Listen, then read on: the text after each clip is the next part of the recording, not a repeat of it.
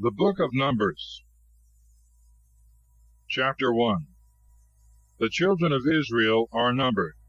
The Levites are designed to serve the tabernacle.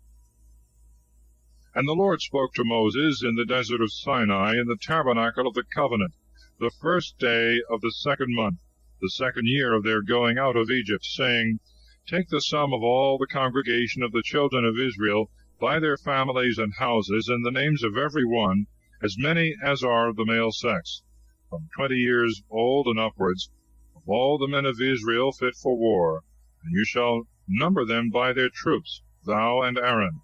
And there shall be with you the princes of the tribes and of the houses in their kindreds, whose names are these: of Reuben, Elisur the son of Sidir; of Simeon, Salamiel the son of Suresadai; of Judah, Nahason the son of Aminadab; of Issachar, Nathaniel the son of Suar; of Zabulon, Eliab the son of Helon; and of the sons of Joseph, of Ephraim, Elisama the son of Ammiud; of Manasseh, Gamaliel the son of Phaddasur; of Benjamin, Abidan the son of Gideon; of Dan, Ahiezer the son of Ammissadai; of Aser, Phagiel the son of Okran; of Gad, Eliasaph the son of Deuel; of Naphtali, Ahira the son of Enan.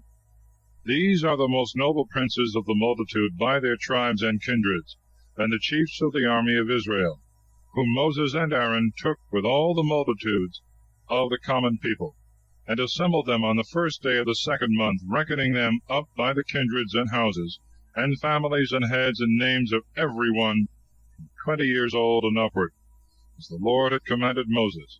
And they were numbered in the desert of Sinai, of Reuben the eldest son of Israel, by their generations and families and houses, and names of every head, all that were of the male sex from 20 years old and upward, that were able to go forth to war, were 46,500. Of the sons of Simeon by their generations and families and houses of their kindreds, were reckoned up by the names and heads of every one, all that were of the male sex from 20 years old and upward, that were able to go forth to war, 59,300. Of the sons of Gad by their generations and families and houses of their kindreds, were reckoned up by the names of every one from 20 years old and upward, all that were able to go forth to war, 45,650. Of the sons of Judah by their generations and families and houses of their kindreds, by the names of every one from 20 years old and upward, all that were able to go forth to war, were reckoned up 74,600.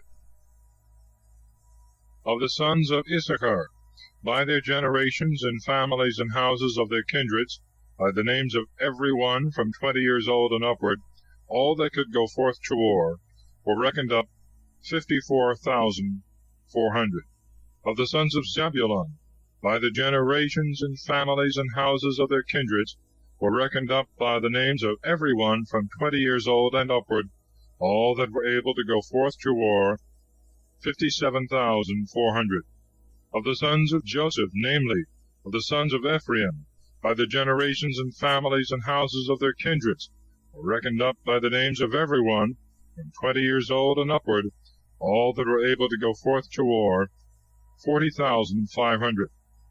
Moreover, of the sons of Manasseh, by the generations and families and houses of their kindreds, were reckoned up by the names of every one 20 years old and upward, all that could go forth to war, 32,200. The sons of Benjamin, by their generations and families and houses of their kindreds, were reckoned up by the names of every one from 20 years old and upward, all that were able to go forth to war, 35,400. The sons of Dan, by their generations and families and houses of their kindreds, were reckoned up by the names of every one from 20 years old and upward, all that were able to go forth to war, 62,700. Of the sons of Aser, by their generations and families and houses of their kindreds, were reckoned up by the names of every one from 20 years old and upward, all that were able to go forth to war, 41,500. Of the sons of Naphtali, by their generations and families and houses of their kindreds, were reckoned up by the names of every one from 20 years old and upward, all that were able to go forth to war, 53,400. These are they who were numbered by Moses and Aaron, and the 12 princes of Israel, every one by the houses of their kindreds. And the whole number of the children of Israel by their houses and families from 20 years old and upwards, that were able to go to war, were 603,550 men. But the Levites and the tribes of their families were not numbered with them. And the Lord spoke to Moses, saying, Number not the tribe of Levi, neither shalt thou put down the sum of them with the children of Israel. But appoint them over the tabernacle of the testimony, and all the vessels thereof, and whatsoever pertaineth to the ceremonies. They shall carry the tabernacle and all the furniture thereof, and they shall minister, and shall encamp round about the tabernacle. When you are to go forward, the Levites shall take down the tabernacle. When you are to camp, they shall set it up. What stranger soever cometh to it shall be slain. And the children of Israel shall camp every man by his troops, and bands and army. The Levites shall pitch their tents round about the tabernacle, lest there come indignation upon the multitude of the children of Israel, and they shall keep watch and guard the tabernacle of the testimony. And the children of Israel did according to all things which the Lord had commanded Moses. Chapter 2. The order of the tribes in their camp. And the Lord spoke to Moses and Aaron, saying, All the children of Israel shall camp by their troops, ensigns, and standards, and the houses of their kindreds round about the tabernacle of the covenant. On the east Judah shall pitch his tents by the bands of his army, and the prince of his sons shall be Nahasson, the son of Amminadab. And the whole sum of the fighting men of his stock were 74,600. Next unto him they of the tribe of Issachar encamped, whose prince was Nathaniel, the son of Suar. And the whole number of his fighting men were 54,400. In the tribe of Zebulun the prince was Eliab, the son of Helon. And all the army of fighting men of his stock were 57,400. All that were numbered in the camp of Judah were 186,400. They by their troops shall march first. In the camp of the sons of Reuben on the south side the prince shall be Elisur, the son of Sejur. And the whole army of his fighting men that were numbered were 46,500. Beside him camped they of the tribe of Simeon, whose prince was Salamiel, the son of Surasadai. And the whole army of his fighting men that were numbered were 59,300. In the tribe of Gad the prince was Eliasaph, the son of Deuel. And the whole army of his fighting men that were numbered were 45,650. All that were reckoned up in the camp of Reuben were 151,450 by their troops, and shall march in the second place. And the tabernacle of the testimony shall be carried by the officers of the Levites and their troops. As it shall be set up, so shall it be taken down. Every one shall march according to their places and ranks. On the west side shall be the camp of the sons of Ephraim, whose prince was Elisana, the son of Ammiud.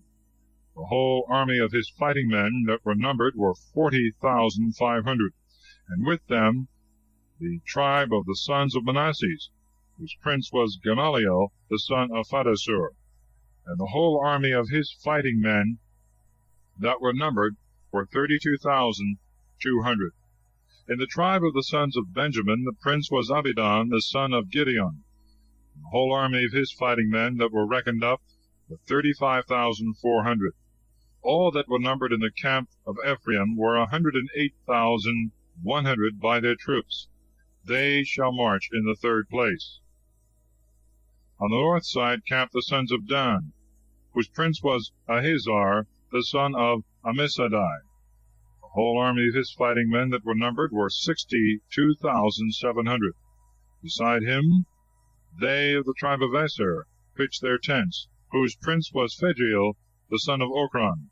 The whole army of his fighting men that were numbered were 41,500. Of the tribe of the sons of Naphtali, the prince was Ahira, the son of Enan. The whole army of his fighting men were 53,400. All that were numbered in the camp of Dan were 157,600. They shall march last. This is the number of the children of Israel of their army, divided according to the houses of their kindreds and their troops, 603,550. And the Levites were not numbered among the children of Israel, for so the Lord had commanded Moses. The children of Israel did according to all the things that the Lord had commanded. They camped by their troops, marched by the families and houses of their fathers. Chapter 3. The Levites are numbered and their offices distinguished. They are taken in the place of the firstborn of the children of Israel. These are the generations of Aaron and Moses in the day that the Lord spoke to Moses in Mount Sinai. And these the names of the sons of Aaron, his firstborn, Nadab, then Abihu, and Eleazar, and Ithamar. These the names of the sons of Aaron, the priests that were anointed, whose hands were filled and consecrated to do the function of priesthood. Now Nadab and Abihu died without children, when they offered strange fire before the Lord in the desert of Sinai. And Eleazar and Ithamar performed the priestly office in the presence of Aaron their father. And the Lord spoke to Moses, saying, Bring the tribe of Levi, and make them stand in the sight of Aaron the priest, to minister to him, and let them watch, and observe whatsoever appertaineth to the service of the multitude before the tabernacle of the testimony. Let them keep the vessels of the tabernacle, serving in the ministry thereof. And thou shalt give the Levites for a gift to Aaron and to his sons, to whom they are delivered by the children of Israel. But thou shalt appoint Aaron and his sons over the service of priesthood. The stranger that approacheth to minister shall be put to death. And the Lord spoke to Moses, saying, I have taken the Levites from the children of Israel, for every firstborn that openeth the womb among the children of Israel, and the Levites shall be mine. For every firstborn is mine. Since I struck the firstborn in the land of Egypt, I have sanctified to myself whatsoever is firstborn in Israel, both of man and beast. They are mine. I am the Lord. And the Lord spoke to Moses in the desert of Sinai, saying, Number the sons of Levi by the houses of their fathers and their families, every male from 1 month and upward. Moses numbered them as the Lord had commanded. And there were found sons of Levi by their names Gerson, and Kohath, and Merari, the sons of Gerson, Libni, and Simei. The sons of Kohath, Amram, and Jesar, Hebron, and Uzziel. The sons of Merari, Maholi, and Musai. Of Gerson were 2 families, the Libnites and the Simeites, of which were numbered people of the male sex from 1 month and upward, 7,500. These shall pitch behind the tabernacle on the west, under their prince Eliasaph, the son of Lael, and their charge shall be in the tabernacle of the covenant, the tabernacle itself and the cover thereof, the hanging that is drawn before the doors of the tabernacle of the covenant, and the curtains of the court, the hanging also that is hanged in the entry of the court of the tabernacle, and whatsoever belongeth to the right of the altar, the cords of the tabernacle, and all the furniture thereof. Of the kindred of Kohath come the families of the Amramites, and the Jezerites, and the Hebronites, and the Uzzielites.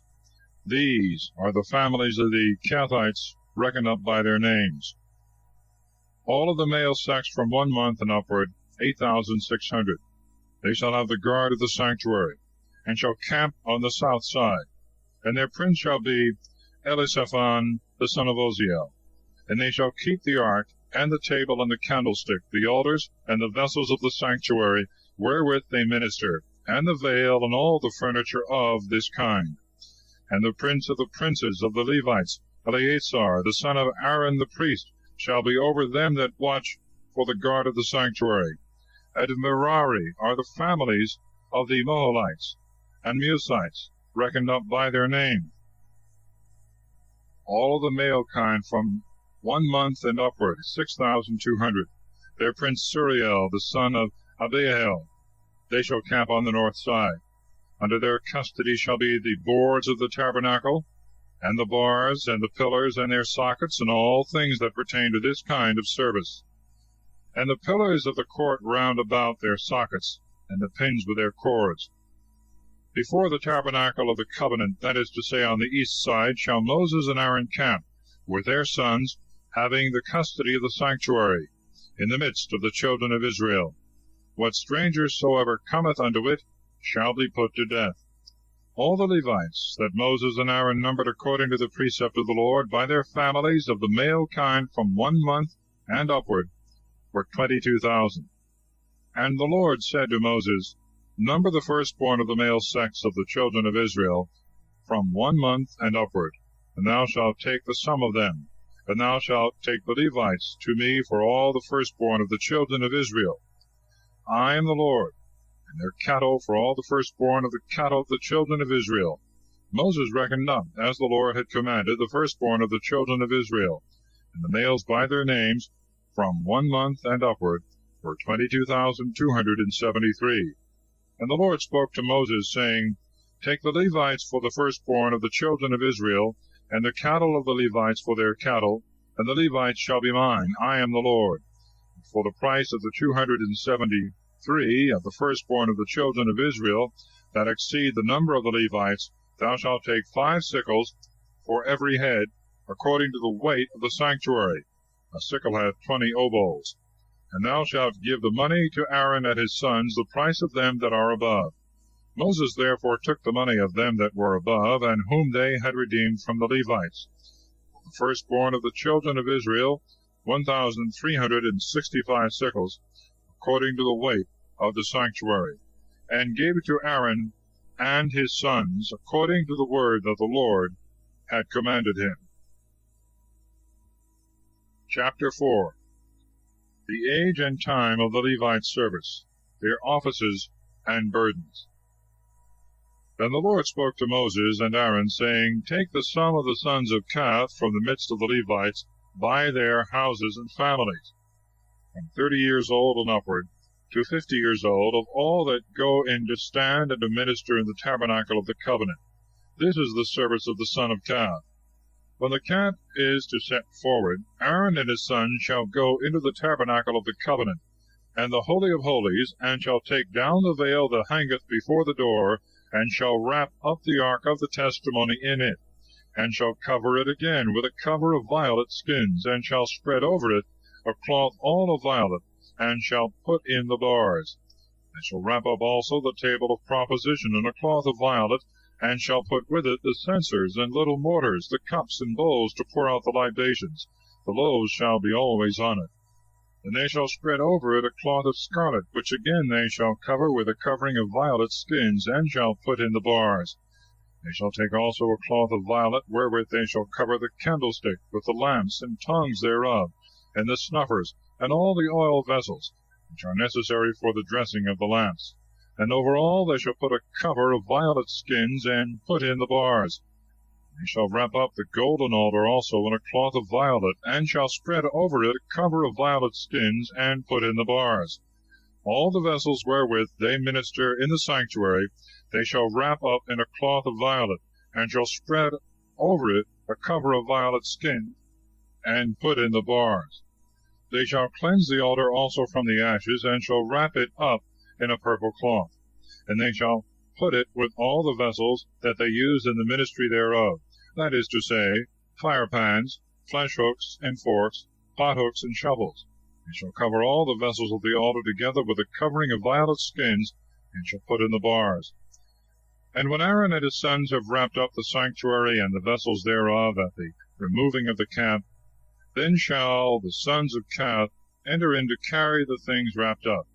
They shall not touch the vessels of the sanctuary, lest they die. These are the burdens of the sons of Kohath in the tabernacle of the covenant. And over them shall be Eleazar the son of Aaron the priest, to whose charge pertaineth the oil to dress the lamps, and the sweet incense, and the sacrifice that is always offered, and the oil of unction, and whatsoever pertaineth to the service of the tabernacle, and of all the vessels that are in the sanctuary. And the Lord spoke to Moses and Aaron, saying, Destroy not the people of Kohath from the midst of the Levites, but do this to them, that they may live and not die by touching the holies of holies. Aaron and his sons shall go in, and they shall appoint every man his work, and shall divide the burdens that every man is to carry. Let not others by any curiosity see the things that are in the sanctuary before they be wrapped up, otherwise they shall die. And the Lord spoke to Moses, saying, Take the sum of the sons of Gershon, also by their houses and families and kindreds, 30 years old and upward, under 50 years old. Number them all that go in and minister in the tabernacle of the covenant.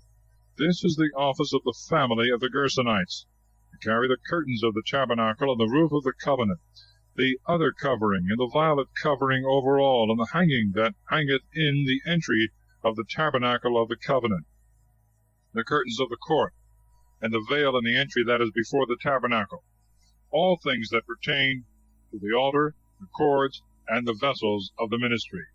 The sons of Gershon shall carry, by the commandment of Aaron and his sons, and each man shall know to what burden he must be assigned.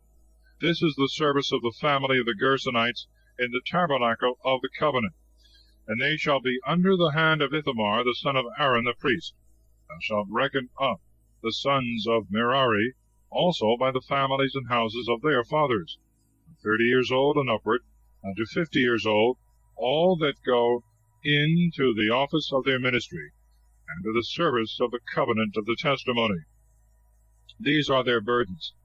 They shall carry the boards of the tabernacle, and the bars thereof, the pillars and their sockets, the pillars also of the court round about, with their sockets and pins and cords, shall receive by account all the vessels and furniture, and so shall carry them.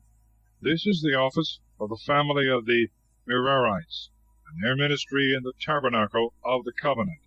And they shall be under the hand of Ithamar, the son of Aaron the priest. So Moses and Aaron and the princes of the synagogue reckoned up the sons of Kohath by their kindreds and the houses of their fathers, 30 years old and upward, under 50 years old, all that go into the ministry of the tabernacle of the covenant. And they were found 2,750. This is the number of the people of Kohath that go into the tabernacle of the covenant. These did Moses and Aaron number according to the word of the Lord by the hand of Moses. The sons of Gershon also were numbered by the kindreds and houses of their fathers, from 30 years old and upward, under 50 years old, all that go in to minister in the tabernacle of the covenant. And they were found 2,630. This is the people of the Gershonites, whom Moses and Aaron numbered according to the word of the Lord. The sons of Merari also were numbered by the kindreds and houses of their fathers, from 30 years old and upward, under 50 years old, all that go in to fulfill the rites of the tabernacle of the covenant. And they were found 3,200. This is the number of the sons of Merari, whom Moses and Aaron reckoned up according to the commandment of the Lord by the hand of Moses. All that were reckoned up of the Levites, and whom Moses and Aaron and the princes of Israel took by name, by the kindreds and houses of their fathers, 30 years old and upward, until 50 years old, that go into the ministry of the tabernacle, and to carry the burdens, were in all 8,580. Moses reckoned them up according to the word of the Lord, every one according to their office and burdens, as the Lord had commanded him. Chapter 5. The unclean are removed out of the camp. Confession of sins and satisfaction. First fruits and oblations belonging to the priests. Trial of jealousy. And the Lord spoke to Moses, saying, Command the children of Israel that they cast out of the camp every leper, and whosoever hath an issue of seed, or is defiled by the dead, whether it be man or woman, cast ye them out of the camp, lest they defile it, when I shall dwell with you. And the children of Israel did so, and they cast them forth without the camp, as the Lord had spoken to Moses. And the Lord spoke to Moses, saying, Say to the children of Israel, when a man or woman shall have committed any of all the sins that men are wont to commit, and by negligence shall have transgressed the commandment of the Lord, and offended, they shall confess their sin, and restore the principal itself, and the fifth part over and above to him against whom they have sinned. But if there be no one to receive it, they shall give it to the Lord, and it shall be the priest's, besides the ram that is offered for expiation, to be an atoning sacrifice. All the first fruits also which the children of Israel offer belong to the priest. And whatsoever is offered into the sanctuary by every one, and is delivered into the hands of the priest, it shall be his.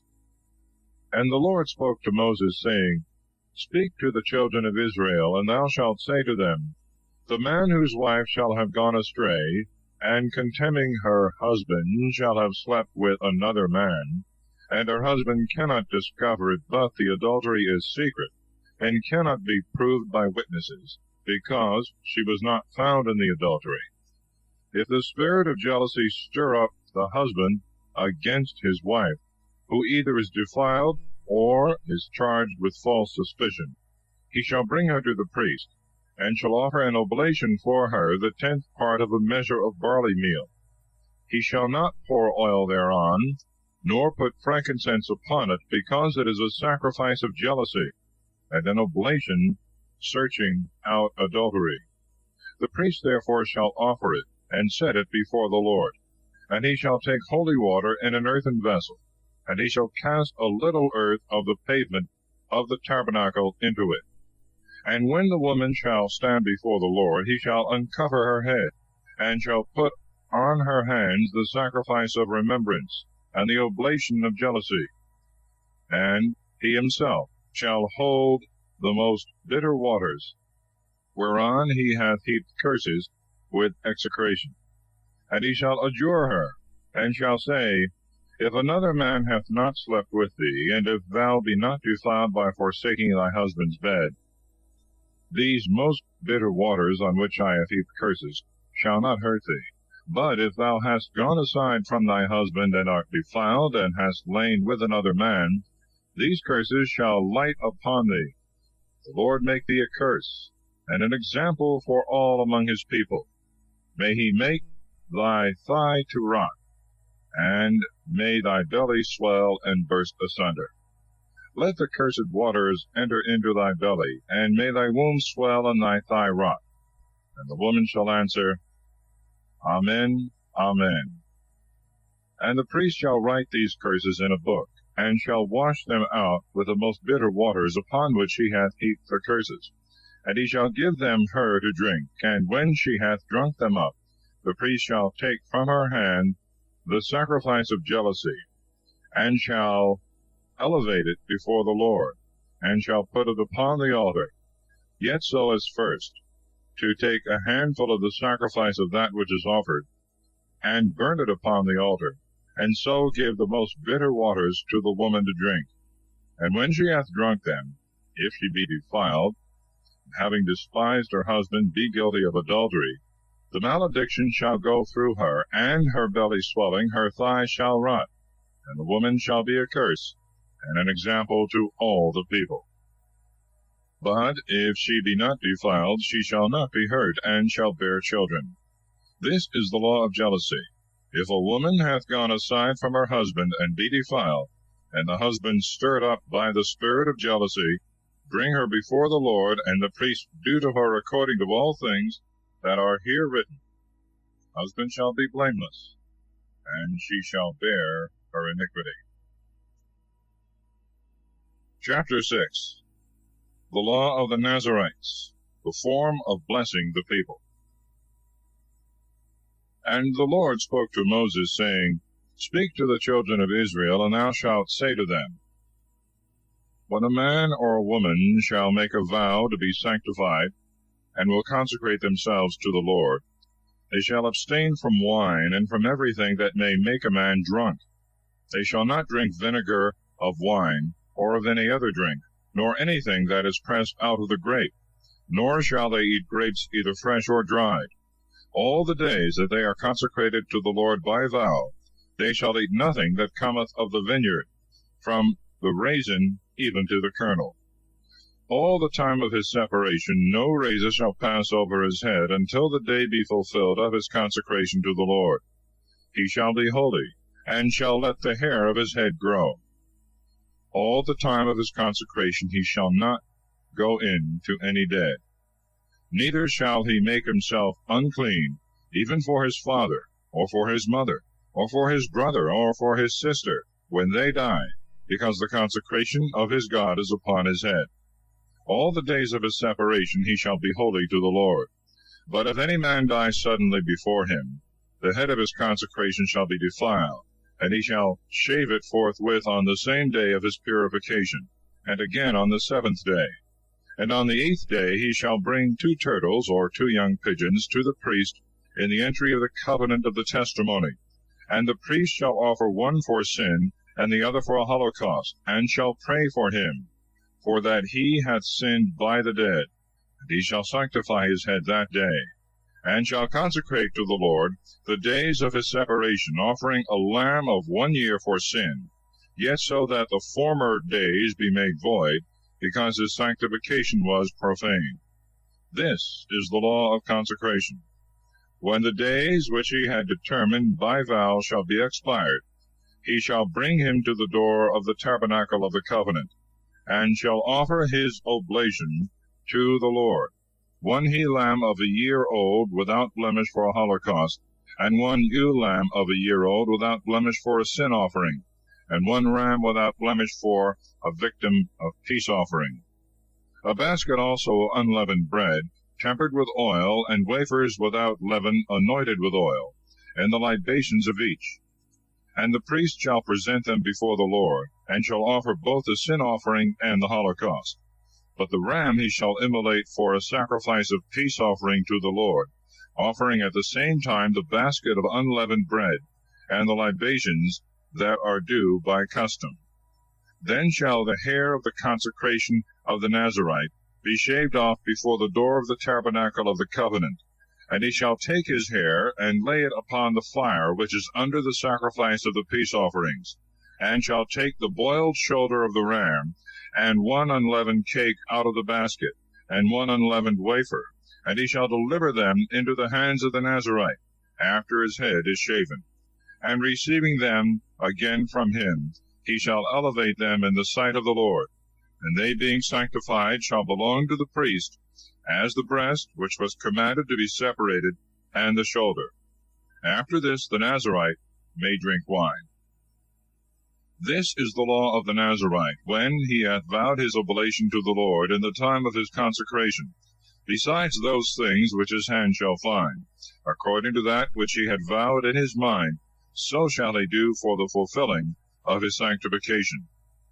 And the Lord spoke to Moses, saying, Say to Aaron and his sons, Thus shall you bless the children of Israel, and you shall say to them, The Lord bless thee and keep thee.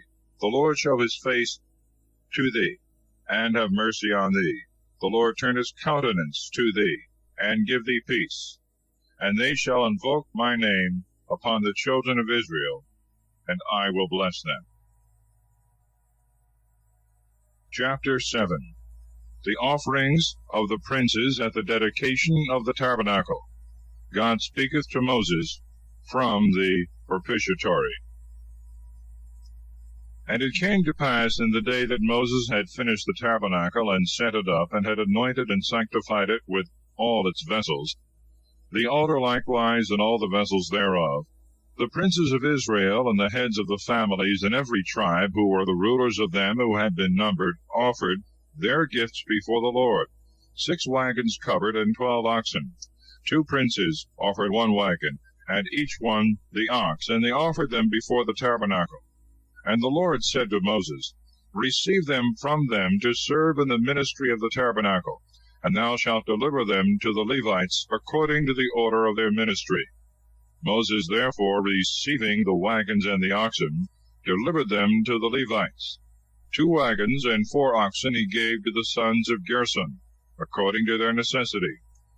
The other 4 wagons and 8 oxen he gave to the sons of Merari, according to their offices and service, under the hand of Ithamar the son of Aaron the priest. But to the sons of Kohath he gave no wagons or oxen, because they serve in the sanctuary and carry their burdens upon their own shoulders. And the princes offered for the dedication of the altar on the day when it was anointed, their oblation before the altar. And the Lord said to Moses, Let each of the princes, one day after another, offer their gifts for the dedication of the altar. The first day, Nahashon, the son of Amminadab, of the tribe of Judah, offered his offering.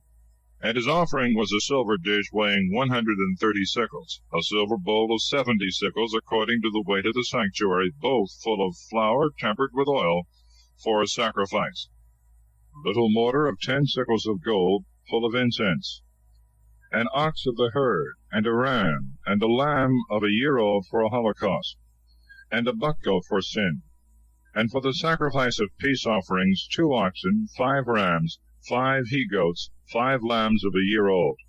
This was the offering of Nahashon, the son of Amminadab. The second day, Nathaniel, the son of Suar, prince of the tribe of Issachar, made his offering.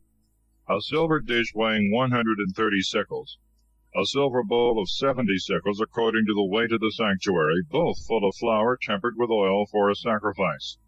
A little mortar of gold weighing 10 shekels, full of incense.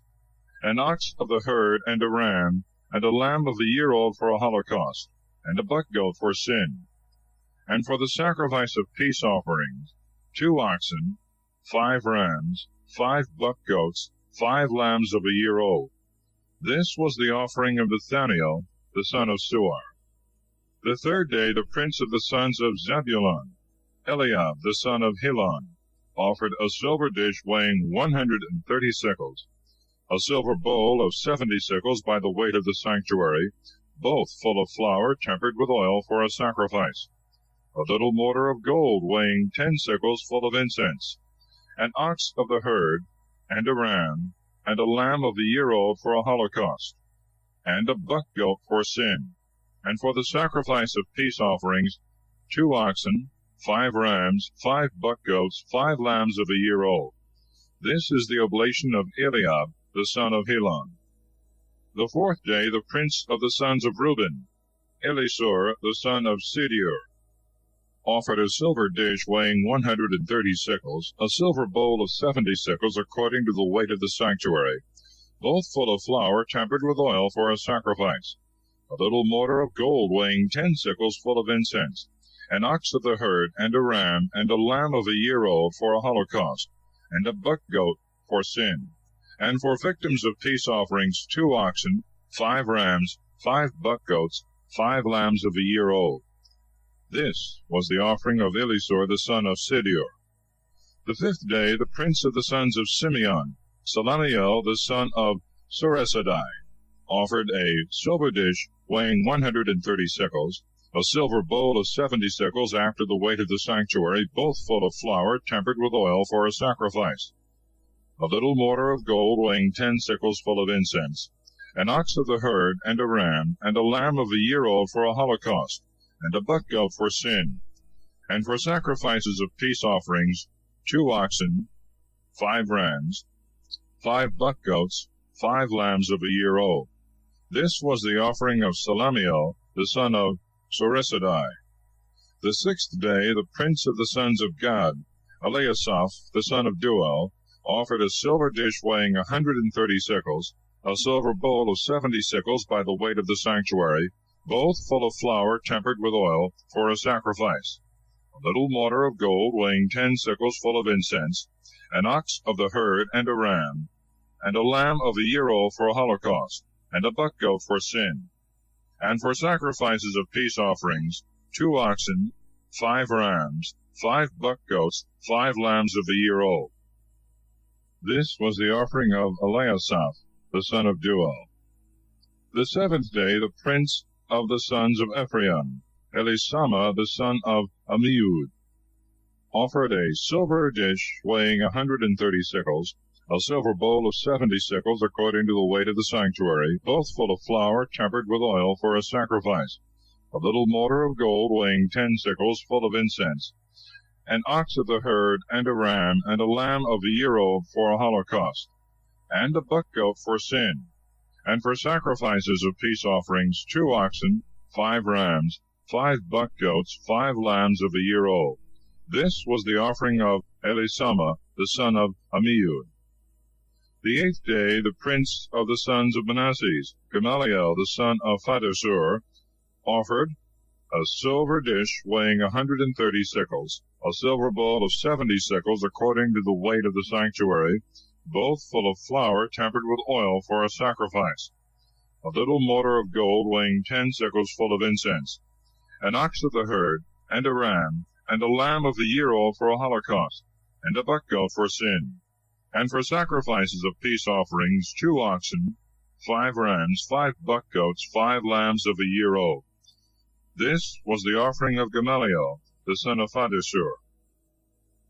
The 9th day the prince of the sons of Benjamin, Abidan the son of Gideon, offered a silver dish weighing 130 sickles, a silver bowl of 70 sickles by the weight of the sanctuary, both full of flour tempered with oil for a sacrifice, a little mortar of gold weighing 10 sickles full of incense, an ox of the herd, and a ram, and a lamb of a year old for a holocaust, and a buck goat for sin, and for sacrifices of peace offerings 2 oxen, 5 rams, 5 buck goats, 5 lambs of a year old. This was the offering of Abidan the son of Gideon. The 10th day the prince of the sons of Dan, Ahiezer the son of Ammissadai, offered a silver dish weighing 130 sickles, a silver bowl of 70 sickles, according to the weight of the sanctuary, both full of flour tempered with oil for a sacrifice, a little mortar of gold weighing 10 sickles full of incense, an ox of the herd, and a ram, and a lamb of a year old for a holocaust, and a buck goat for sin, and for sacrifices of peace offerings 2 oxen, 5 rams, 5 buck goats, 5 lambs of a year old. This was the offering of Ahiezer the son of Ammissadai. The 11th day the prince of the sons of Aser, Phagiel the son of Ochran, offered a silver dish weighing 130 sickles, a silver bowl of 70 sickles, according to the weight of the sanctuary, both full of flour tempered with oil for a sacrifice, a little mortar of gold weighing 10 sickles full of incense, an ox of the herd, and a ram, and a lamb of a year old for a holocaust, and a buck goat for sin, and for sacrifices of peace offerings 2 oxen, 5 rams, 5 buck goats, 5 lambs of a year old. This was the offering of Phagiel the son of Ochran. The 12th day the prince of the sons of Naphtali, Ahira the son of Enan, offered a silver dish weighing 130 sickles, a silver bowl of 70 sickles according to the weight of the sanctuary, both full of flour tempered with oil for a sacrifice, a little mortar of gold weighing 10 sickles full of incense, an ox of the herd, and a ram, and a lamb of a year old for a holocaust, and a buck goat for sin, and for sacrifices of peace offerings 2 oxen, 5 rams, 5 buck goats, 5 lambs of a year old. This was the offering of Ahira the son of Enan. These were the offerings made by the princes of Israel in the dedication of the altar, in the day wherein it was consecrated: 12 dishes of silver, 12 silver bowls, 12 little mortars of gold, each dish weighing 130 sickles of silver, and each bowl 70 sickles, that is, putting all the vessels of silver together, 2,400 sickles, by the weight of the sanctuary. 12 little mortars of gold full of incense, weighing 10 sickles apiece, by the weight of the sanctuary, that is, in all 120 sickles of gold. 12 oxen out of the herd for a holocaust, 12 rams, 12 lambs of a year old, and their libations, 12 buck goats for sin, and for sacrifices of peace offerings, oxen 24, rams 60, buck goats 60, lambs of a year old 60. These things were offered in the dedication of the altar when it was anointed. And when Moses entered into the tabernacle of the covenant to consult the oracle, he heard the voice of one speaking to him from the propitiatory that was over the ark between the two cherubims, and from this place he spoke to him. Chapter 8. The 7 lamps are placed on the golden candlestick to shine towards the loaves of proposition, the ordination of the Levites, and to what age they shall serve in the tabernacle. And the Lord spoke to Moses, saying, Speak to Aaron, and thou shalt say to him, When thou shalt place the 7 lamps, let the candlestick be set up on the south side. Give orders, therefore, that the lamps look over against the north, towards the table of the loaves of proposition. Over against that part shall they give light, towards which the candlestick looketh. And Aaron did so, and he put the lamps upon the candlestick, as the Lord had commanded Moses. Now this was the work of the candlestick. It was of beaten gold, both the shaft in the middle, and all that came out of both sides of the branches, according to the pattern which the Lord had shown to Moses. So he made the candlestick. And the Lord spoke to Moses, saying, Take the Levites out of the midst of the children of Israel, and thou shalt purify them, according to this rite. Let them be sprinkled with the water of purification. Let them shave all the hairs of their flesh. When they shall have washed their garments and are cleansed, they shall take an ox of the herd, and for the offering thereof fine flour tempered with oil, and thou shalt take another ox of the herd for a sin offering. And thou shalt bring the Levites before the tabernacle of the covenant, calling together all the multitude of the children of Israel. And when the Levites are before the Lord, the children of Israel shall put their hands upon them. And Aaron shall offer the Levites as a gift in the sight of the Lord from the children of Israel, that they may serve in his ministry. The Levites also shall put their hands upon the heads of the oxen, of which thou shalt sacrifice one for sin, and the other for a holocaust to the Lord, to pray for them. And thou shalt set the Levites in the sight of Aaron and of his sons, and shalt consecrate them, being offered to the Lord, and shalt separate them from the midst of the children of Israel, to be mine. And afterwards they shall enter into the tabernacle of the covenant to serve me. And thus shalt thou purify and consecrate them for an oblation of the Lord. For as a gift they were given me by the children of Israel. I have taken them instead of the firstborn that open every womb of Israel. For all the firstborn of the children of Israel, both of men and of beasts, are mine. From the day that I slew every firstborn in the land of Egypt, have I sanctified them to myself. And I have taken the Levites for all the firstborn of the children of Israel, and have delivered them for a gift to Aaron and his sons out of the midst of the people, to serve me for Israel in the tabernacle of the covenant, and to pray for them, lest there should be a plague among the people, if they should presume to approach unto my sanctuary.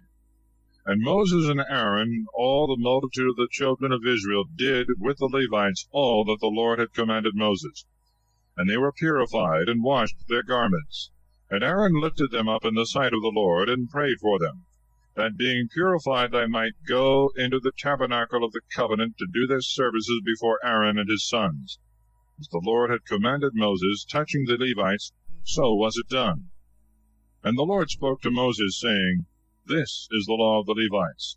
From 25 years old and upwards they shall go in to minister in the tabernacle of the covenant. When they shall have accomplished the 50th year of their age, they shall cease to serve, and they shall be the ministers of their brethren in the tabernacle of the covenant, to keep the things that are committed to their care, but not to do the works. Thus shalt thou order the Levites touching their charge. Chapter 9. The precept of the Pasch is renewed. The unclean and travelers are to observe it the 2nd month. The camp is guided by the pillar of the cloud. The Lord spoke to Moses in the desert of Sinai, the 2nd year after they were come out of the land of Egypt, in the 1st month, saying, Let the children of Israel make the phase in its due time, the 14th day of this month in the evening, according to all the ceremonies and justifications thereof. And Moses commanded the children of Israel that they should make the phase, and they made it in its proper time, the 14th day of the month, at evening in Mount Sinai. The children of Israel did according to all things that the Lord had commanded Moses. But behold, some who were unclean, by occasion of the soul of a man, who could not make the phase on that day, coming to Moses and Aaron, said to them, We are unclean by occasion of the soul of a man. Why are we kept back, that we may not offer in its season the offering to the Lord among the children of Israel? And Moses answered them, Stay, that I may consult the Lord, what he will ordain concerning you. And the Lord spoke to Moses, saying, Say to the children of Israel, The man that shall be unclean by occasion of one that is dead, or shall be in a journey afar off in your nation, let him make the phase to the Lord. The second month, on the 14th day of the month, in the evening, they shall eat it with unleavened bread and wild lettuce.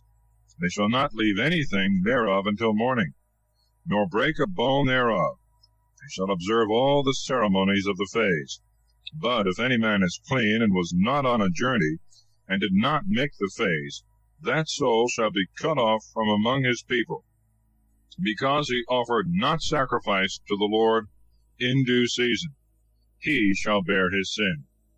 The sojourner also, and the stranger, if they be among you, shall make the phase to the Lord according to the ceremonies and justifications thereof.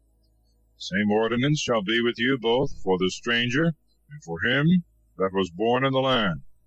Now on the day that the tabernacle was reared up, a cloud covered it. But from the evening there was over the tabernacle, as it were, the appearance of fire until the morning.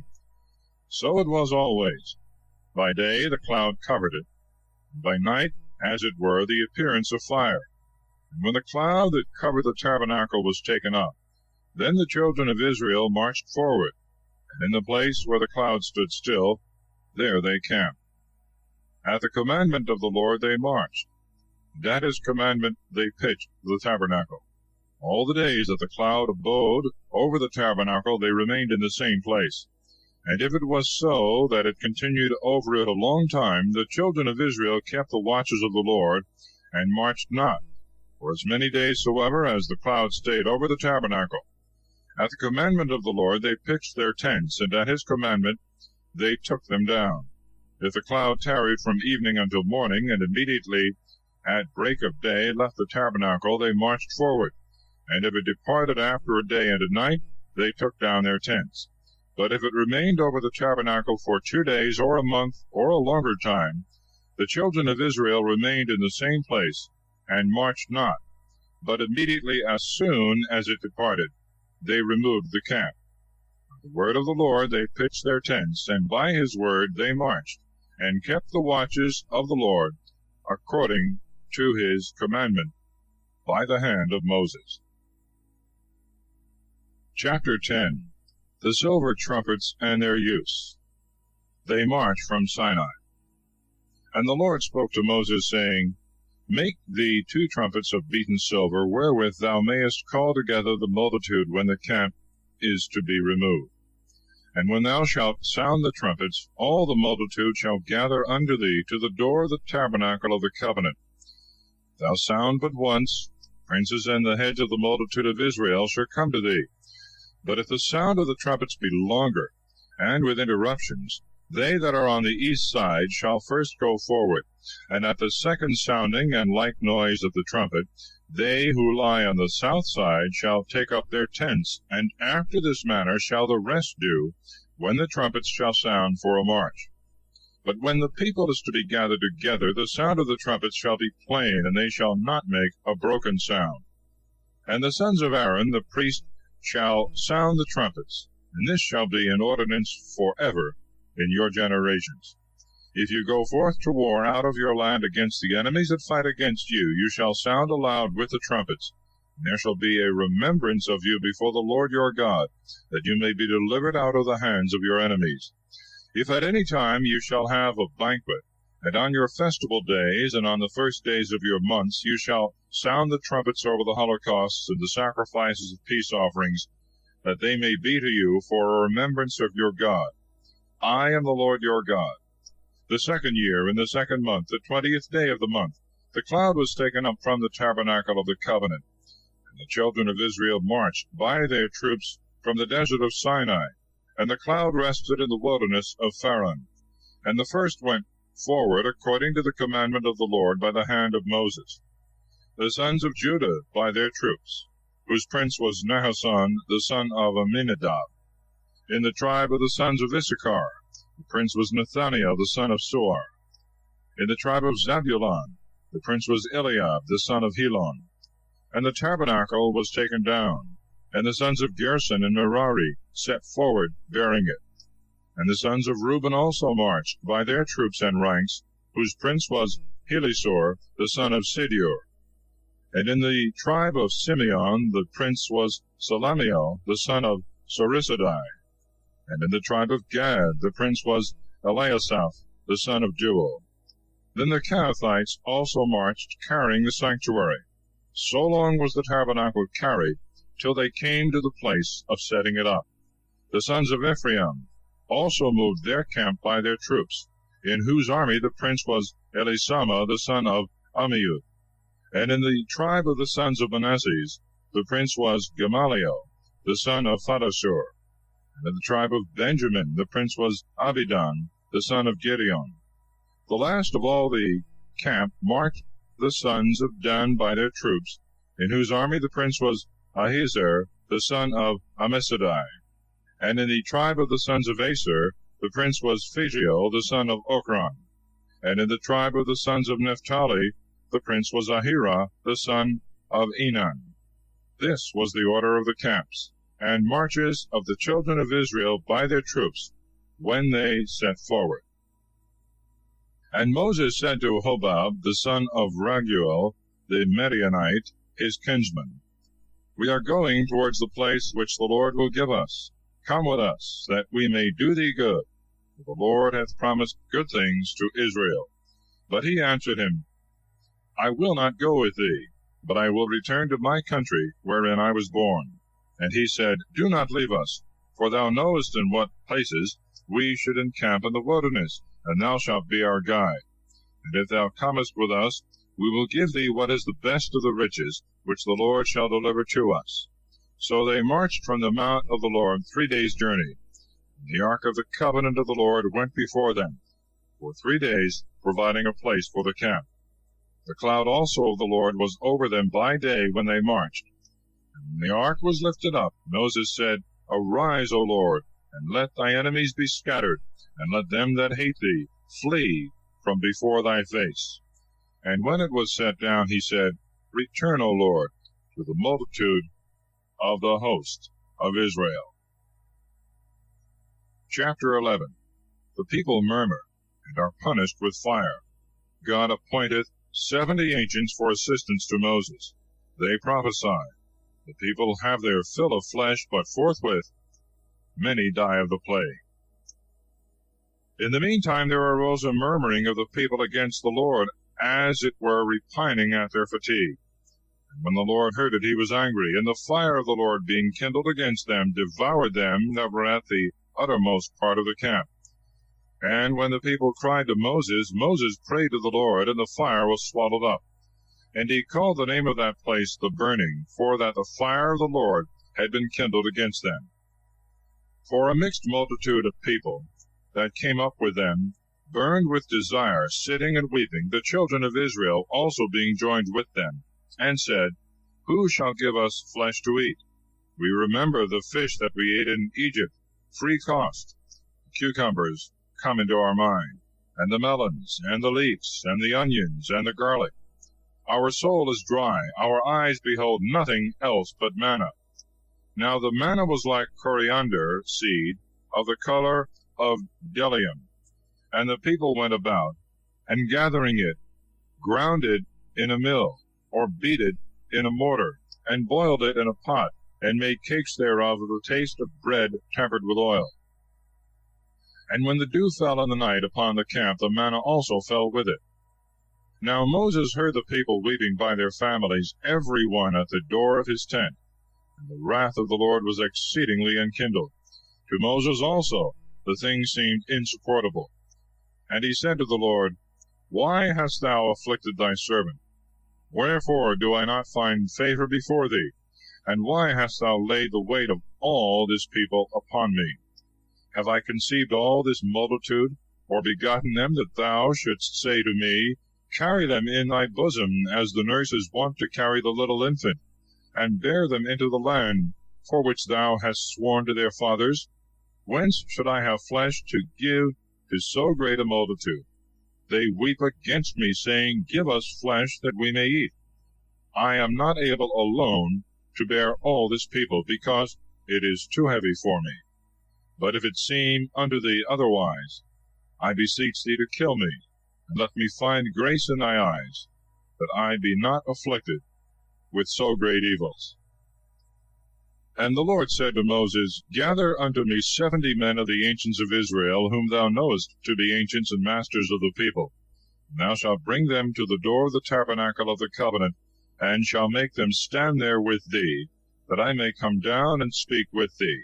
And I will take of thy spirit, and will give to them, that they may bear with thee the burden of the people, and thou mayest not be burthened alone. And thou shalt say to the people, Be ye sanctified, tomorrow you shall eat flesh, for I have heard you say, Who will give us flesh to eat? It was well with us in Egypt. The Lord may give you flesh, and you may eat, not for 1 day, nor 2, nor 5, nor 10, no, nor for 20, but even for a month of days, till it come out at your nostrils, and become loathsome to you, because you have cast off the Lord, who is in the midst of you, and have wept before him, saying, Why came we out of Egypt? And Moses said, There are 600,000 footmen of this people, and sayest thou, I will give them flesh to eat a whole month? Shall then a multitude of sheep and oxen be killed, that it may suffice for their food? Or shall the fishes of the sea be gathered together to fill them? And the Lord answered him, Is the hand of the Lord unable? Thou shalt presently see whether my word shall come to pass or no. Moses therefore came and told the people the words of the Lord, and assembled 70 men of the ancients of Israel, and made them to stand about the tabernacle. And the Lord came down in a cloud, and spoke to him, taking away of the spirit that was in Moses, and giving it to the 70 men. When the Spirit had rested on them, they prophesied, nor did they cease afterwards. Now there remained in the camp 2 of the men, of whom one was called Eldad, and the other Medad, upon whom the Spirit rested. For they also had been enrolled, but were not gone forth to the tabernacle. And when they prophesied in the camp, there ran a young man and told Moses, saying, Eldad and Medad prophesy in the camp. Forthwith Joshua, the son of Nun, the minister of Moses, and chosen out of many, said, My lord Moses, forbid them. But he said, Why hast thou emulation for me? Oh, that all the people might prophesy, and that the Lord would give them his spirit. And Moses returned with the ancients of Israel into the camp. And a wind going out from the Lord, taking quails up beyond the sea, brought them, and cast them into the camp for the space of 1 day's journey, on every side of the camp round about, and they flew in the air 2 cubits high above the ground. The people therefore rising up all that day and night, and the next day, gathered together of quails, he that did least 10 cors, and they dried them round about the camp. As yet the flesh was between their teeth, neither had that kind of meat failed. When behold, the wrath of the Lord, being provoked against the people, struck them with an exceeding great plague. That place was called the Graves of Lust. For there they buried the people that had lusted.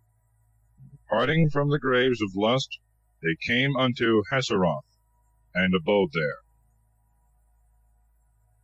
Chapter 12. Mary and Aaron murmur against Moses, whom God praiseth above other prophets. Mary being struck with leprosy, Aaron confesseth his fault. Moses prayeth for her, and after 7 days' separation from the camp, she is restored. And Mary and Aaron spoke against Moses because of his wife, the Ethiopian, and they said, Hath the Lord spoken by Moses only? Hath he not also spoken to us in like manner? And when the Lord heard this, for Moses was a man exceeding meek above all men that dwelt upon earth, immediately he spoke to him and to Aaron and Mary, Come out, you three, only to the tabernacle of the covenant. And when they were come out, the Lord came down in a pillar of the cloud, and stood in the entry of the tabernacle, calling to Aaron and Mary. And when they were come, he said to them, Hear my words. If there be among you a prophet of the Lord, I will appear to him in a vision, or I will speak to him in a dream. But it is not so with my servant Moses, who is most faithful in all my house. For I speak to him mouth to mouth, and plainly, and not by riddles and figures doth he see the Lord. Why then were you not afraid to speak ill of my servant Moses? And being angry with them, he went away. The cloud also that was over the tabernacle departed, and behold, Mary appeared white as snow with a leprosy. And when Aaron had looked on her, and saw her all covered with leprosy, he said to Moses, I beseech thee, my Lord, lay not upon us this sin, which we have foolishly committed.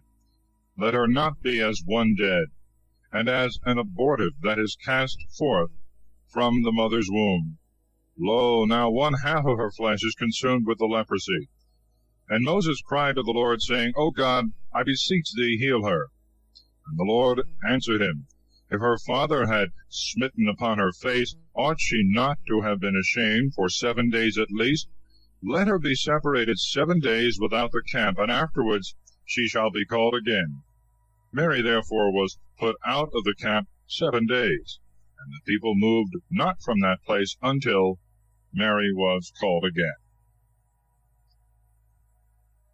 Chapter 13. The 12 spies are sent to view the land, the relation they make of it.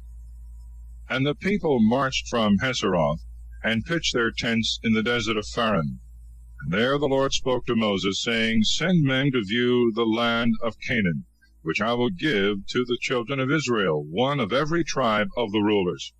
Moses did what the Lord had commanded, sending from the desert of Paran principal men, whose names are these: of the tribe of Reuben, Shammua the son of Zechar; of the tribe of Simeon, Shaphat the son of Huri; of the tribe of Judah, Caleb the son of Jephunneh; of the tribe of Issachar, Igal the son of Joseph; of the tribe of Ephraim, Osi the son of Nun; of the tribe of Benjamin, Phalti the son of Raphu; of the tribe of Zabulon, Gidiel the son of Sodai; of the tribe of Joseph; of the scepter of Manasseh, Gadai the son of Susai; of the tribe of Dan, Amiel the son of Gemalli; the tribe of Aser, Sethur the son of Michael; of the tribe of Naphtali, Nahabi the son of Vapsai; of the tribe of Gad, Juel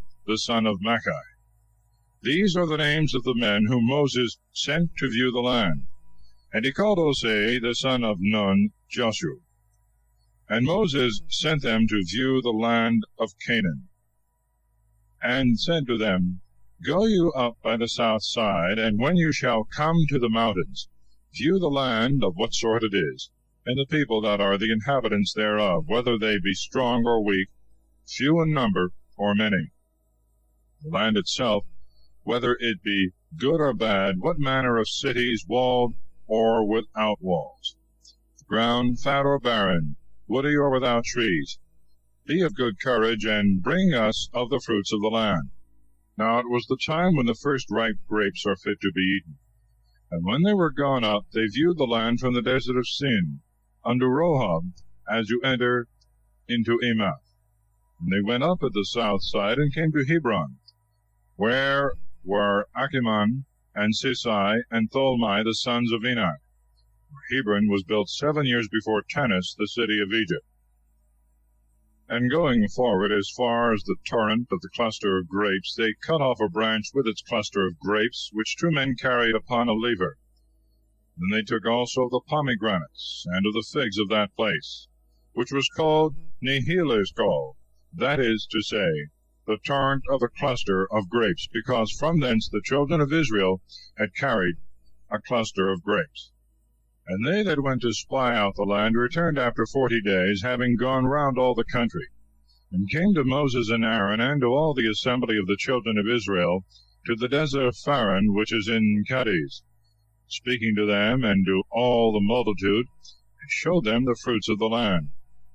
And they related and said, We came into the land to which thou sentest us, which in very deed floweth with milk and honey, as may be known by these fruits.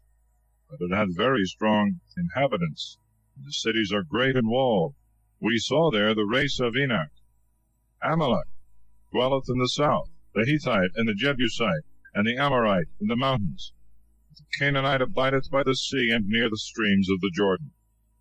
In the meantime Caleb, to still the murmuring of the people that rose against Moses, said, Let us go up and possess the land, for we shall be able to conquer it.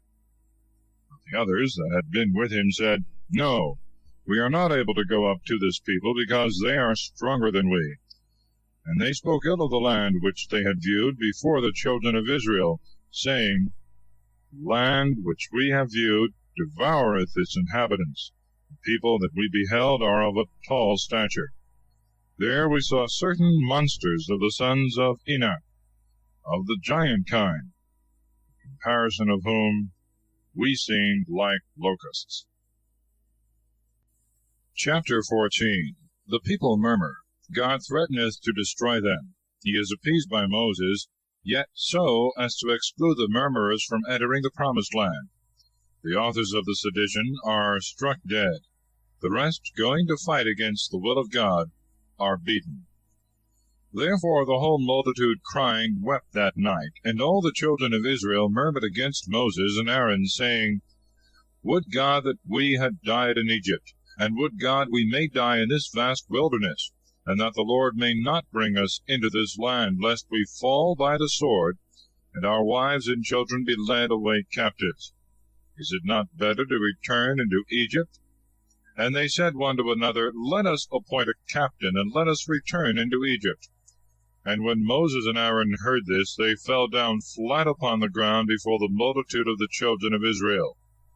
But Joshua the son of Nun, and Caleb the son of Jephunneh, who themselves also had viewed the land, rent their garments, and said to all the multitude of the children of Israel, The land which we have gone round is very good. If the Lord be favorable, he will bring us into it, and give us a land flowing with milk and honey. Be not rebellious against the Lord, and fear ye not the people of this land, for we are able to eat them up as bread. All aid is gone from them. The Lord is with us. Fear ye not. And when all the multitude cried out, and would have stoned them, the glory of the Lord appeared over the tabernacle of the covenant to all the children of Israel. And the Lord said to Moses, How long will this people detract me? How long will they not believe me for all the signs that I have wrought before them? I will strike them therefore with pestilence, and will consume them. But thee I will make a ruler over a great nation, and a mightier than this is.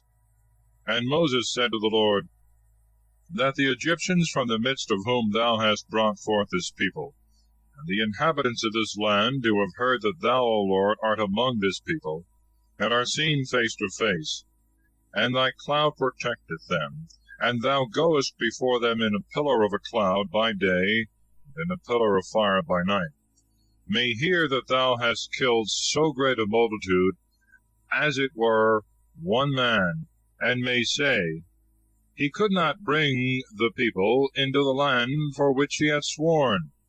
Therefore did he kill them in the wilderness. Let then the strength of the Lord be magnified, as thou hast sworn, saying, The Lord is patient and full of mercy, taking away iniquity and wickedness, and leaving no man clear, who visitest the sins of the fathers upon the children unto the third and fourth generation. Forgive, I beseech thee, the sins of this people, according to the greatness of thy mercy, as thou hast been merciful to them from their going out of Egypt unto this place. And the Lord said, I have forgiven according to thy word. As I live, and the whole earth shall be filled with the glory of the Lord. But yet all the men that have seen my majesty, the signs that I have done in Egypt and in the wilderness, and have tempted me now 10 times, and have not obeyed my voice, shall not see the land for which I swore to their fathers, neither shall any one of them that hath detracted me behold it. My servant Caleb, who being full of another spirit hath followed me, I will bring into this land which he hath gone round, and his seed shall possess it. For the Amalekite and the Canaanite dwell in the valleys. Tomorrow remove the camp, and return into the wilderness by the way of the Red Sea. And the Lord spoke to Moses and Aaron, saying, How long doth this wicked multitude murmur against me? I have heard the murmurings of the children of Israel. Say therefore to them, As I live, saith the Lord, according as you have spoken in my hearing, so will I do to you. In the wilderness shall your carcasses lie, all you that were numbered from 20 years old and upward, and have murmured against me, shall not enter into the land over which I lifted up my hand to make you dwell therein, except Caleb the son of Jephunneh, and Joshua the son of Nun. But your children, of whom you said that they should be a prey to the enemies, will I bring in, that they may see the land which you have despised. Your carcasses shall lie in the wilderness. Your children shall wander in the desert 40 years, and shall bear your fornication, until the carcasses of their fathers be consumed in the desert, according to the number of the 40 days wherein you viewed the land. A year shall be counted for a day. In 40 years you shall receive your iniquities, and shall know my revenge. For as I have spoken, so will I do to all this wicked multitude that hath risen up together against me. In this wilderness shall it faint away and die. Therefore all the men whom Moses had sent to view the land, and who at their return had made the whole multitude to murmur against him, speaking ill of the land, that it was naught, died, and were struck in the sight of the Lord. But Joshua the son of Nun, and Caleb the son of Jephunneh lived, of all them that had gone to view the land. And Moses spoke all these words to all the children of Israel, and the people mourned exceedingly. And behold, rising up very early in the morning, they went up to the top of the mountain, and said, We are ready to go up to the place which the Lord hath spoken, for we have sinned. And Moses said to them, Why transgress you the word of the Lord, which shall not succeed prosperously with you? Go not up, for the Lord is not with you, lest you fall before your enemies.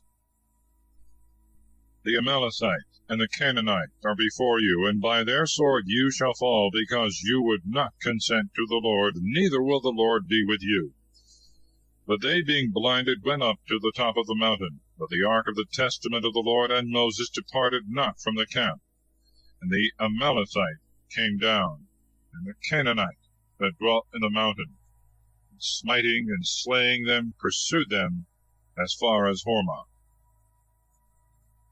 Chapter 15. Certain laws concerning sacrifices. Sabbath breaking is punished with death. The law of fringes on their garments. And the Lord spoke to Moses, saying, Speak to the children of Israel, and thou shalt say to them, When you shall come into the land of your habitation, which I will give you, and shall make an offering to the Lord for a holocaust, or a victim, paying your vows, or voluntarily offering gifts, or in your solemnities burning a sweet savor unto the Lord, of oxen or of sheep.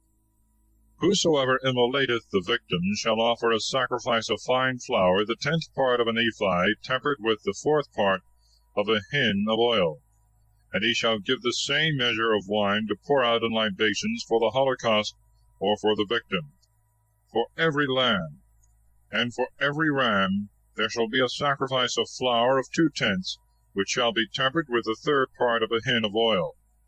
And he shall offer the 3rd part of the same measure of wine for the libation, for a sweet savor to the Lord.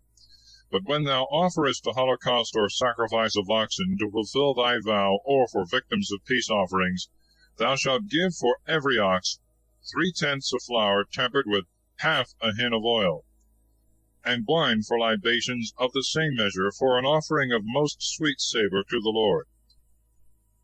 Thus shalt thou do for every ox and ram and lamb and kid, both they that are born in the land and the strangers, shall offer sacrifices after the same rite. There shall be all one law and judgment, both for you and for them who are strangers in the land. And the Lord spoke to Moses, saying, Speak to the children of Israel, and thou shalt say to them, When you are come into the land which I will give you, and shall eat of the bread of that country, you shall separate first fruits to the Lord of the things you eat. As you separate first fruits of your barn floors, so also shall you give first fruits of your dough to the Lord. And if through ignorance you omit any of these things which the Lord hath spoken to Moses, and by him hath commanded you, from the day that he began to command and thenceforward, and the multitude have forgotten to do it, they shall offer a calf out of the herd, a holocaust for a most sweet savour to the Lord, and the sacrifice and libations thereof, as the ceremonies require, and a buck goat for sin. And the priest shall pray for all the multitude of the children of Israel, and it shall be forgiven them, because they sinned ignorantly, offering notwithstanding a burnt offering to the Lord for themselves, and for their sin and their ignorance.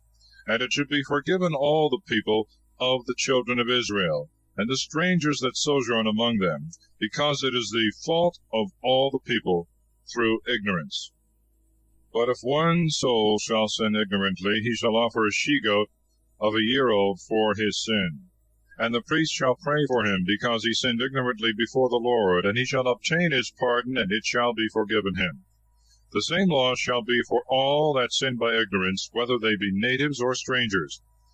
The soul that committeth anything through pride, whether he be born in the land or a stranger, because he hath been rebellious against the Lord, shall be cut off from among his people, for he hath contemned the word of the Lord, and made void his precept. Therefore shall he be destroyed, and shall bear his iniquity.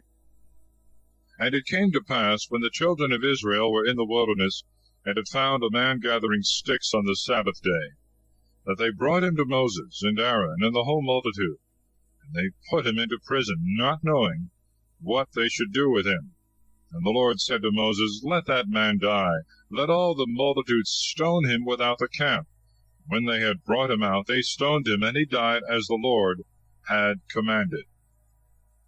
The Lord also said to Moses, Speak to the children of Israel, and thou shalt tell them to make to themselves fringes in the corners of their garments, putting in them ribands of blue. When they shall see them, they may remember all the commandments of the Lord, and not follow their own thoughts, and eyes going astray after divers things. Rather, being mindful of the precepts of the Lord, may do them, and be holy to their God. I am the Lord your God, who brought you out of the land of Egypt, that I might be your God. Chapter 16. The schism of Korah and his adherents, their punishment. And behold, Korah the son of Izhar, the son of Kohath, the son of Levi, and Dathan and Abiram, the sons of Eliab, and Hon the son of Pheleth, of the children of Reuben, rose up against Moses, and with them 250 others of the children of Israel, leading men of the synagogue, who in the time of assembly were called by name. And when they had stood up against Moses and Aaron, they said, Let it be enough for you, that all the multitude consisteth of holy ones, and the Lord is amongst them. Why lift you up yourselves above the people of the Lord? When Moses heard this, he fell flat on his face. And speaking to Korah and all the multitude, he said, In the morning the Lord will make known who belong to him, and the holy he will join to himself, and whom he shall choose they shall approach to him. Do this therefore, take every man of you your censers, thou Korah, and all thy company. And putting fire in them tomorrow, put incense upon it before the Lord, and whomsoever he shall choose, the same shall be holy. You take too much upon you, ye sons of Levi. And he said again to Korah, Hear, ye sons of Levi, is it a small thing unto you that the God of Israel hath spared you from all the people, and joined you to himself, that you should serve him in the service of the tabernacle, and should stand before the congregation of the people, and should minister to him? Did he therefore make thee and all thy brethren, the sons of Levi, to approach unto him, that you should challenge to yourselves the priesthood also, and that all thy company should stand against the Lord? For what is Aaron that you murmur against him? Then Moses sent to call Dathan and Abiram the sons of Eliab, but they answered, We will not come. Is it a small matter to thee that thou hast brought us out of a land that flowed with milk and honey, to kill us in the desert, except thou rule also like a lord over us? Thou hast brought us indeed into a land that floweth with rivers of milk and honey, and hast given us possessions of fields and vineyards. Wilt thou also pull out our eyes? We will not come.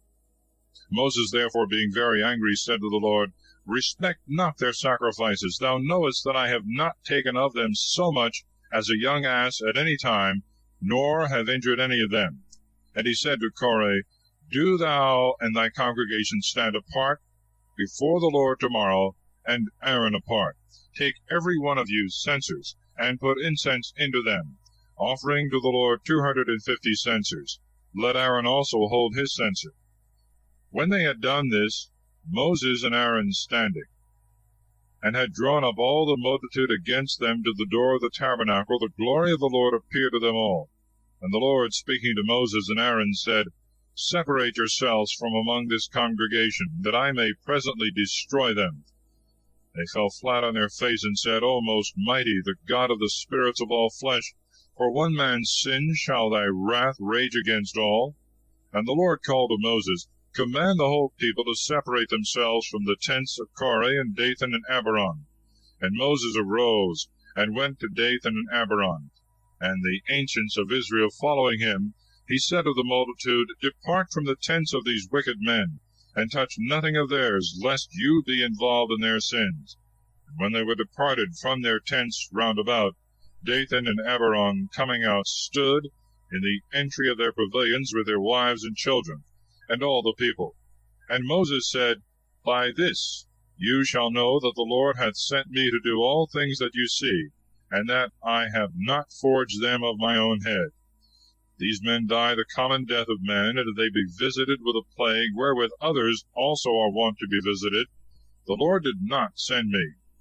But if the Lord do a new thing, and the earth opening her mouth swallow them down, and all things that belong to them, and they go down alive into hell, you shall know that they have blasphemed the Lord. And immediately as he had made an end of speaking, the earth broke asunder under their feet, and opening her mouth, devoured them with their tents and all their substance. And they went down alive into hell, the ground closing upon them, and they perished from among the people. But all Israel that was standing round about fled at the cry of them that were perishing, saying, Lest perhaps the earth swallow us up also. And a fire coming out from the Lord destroyed the 250 men that offered the incense. And the Lord spoke to Moses, saying, Command Eleazar, the son of Aaron the priest, to take up the censers that lie in the burning, and to scatter the fire of one side and the other, because they are sanctified. The deaths of the sinners. And let him beat them into plates, and fasten them to the altar, because incense hath been offered in them to the Lord. They are sanctified, that the children of Israel may see them for a sign and a memorial. Then Eleazar the priest took the brazen censers wherein they had offered, whom the burning fire had devoured, and beat them into plates, fastening them to the altar, that the children of Israel might have for the time to come wherewith they should be admonished, that no stranger or any one that is not of the seed of Aaron should come near to offer incense to the Lord, lest he should suffer as Korah suffered, and all his congregation, according as the Lord spoke to Moses. The following day all the multitude of the children of Israel murmured against Moses and Aaron, saying, You have killed the people of the Lord. And when there arose a sedition, and the tumult increased, Moses and Aaron fled to the tabernacle of the covenant. And when they were gone into it, the cloud covered it, and the glory of the Lord appeared. And the Lord said to Moses, Get you out from the midst of this multitude. This moment will I destroy them.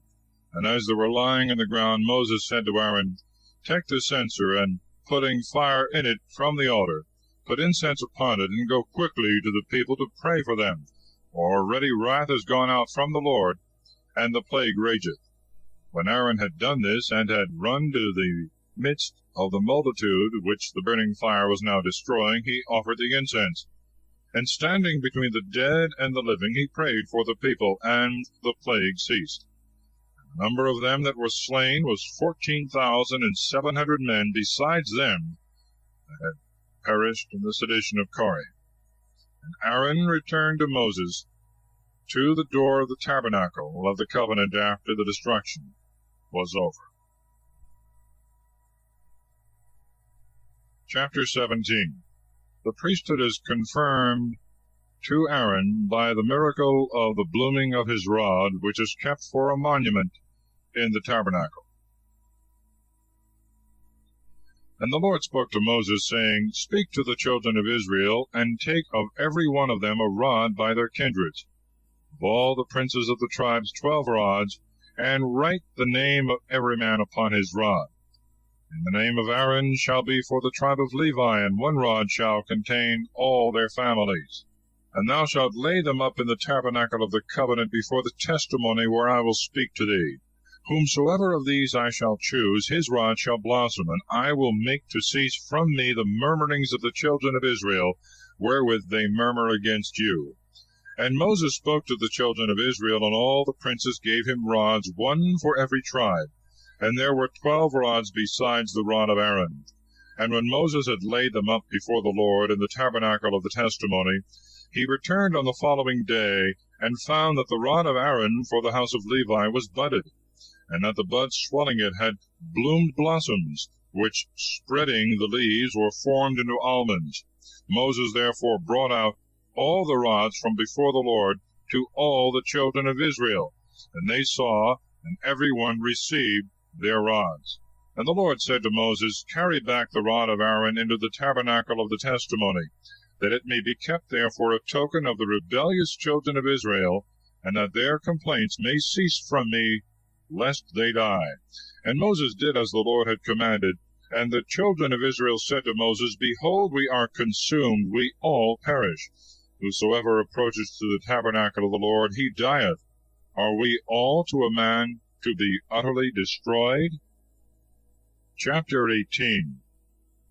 The charge of the priests and of the Levites, and their portion.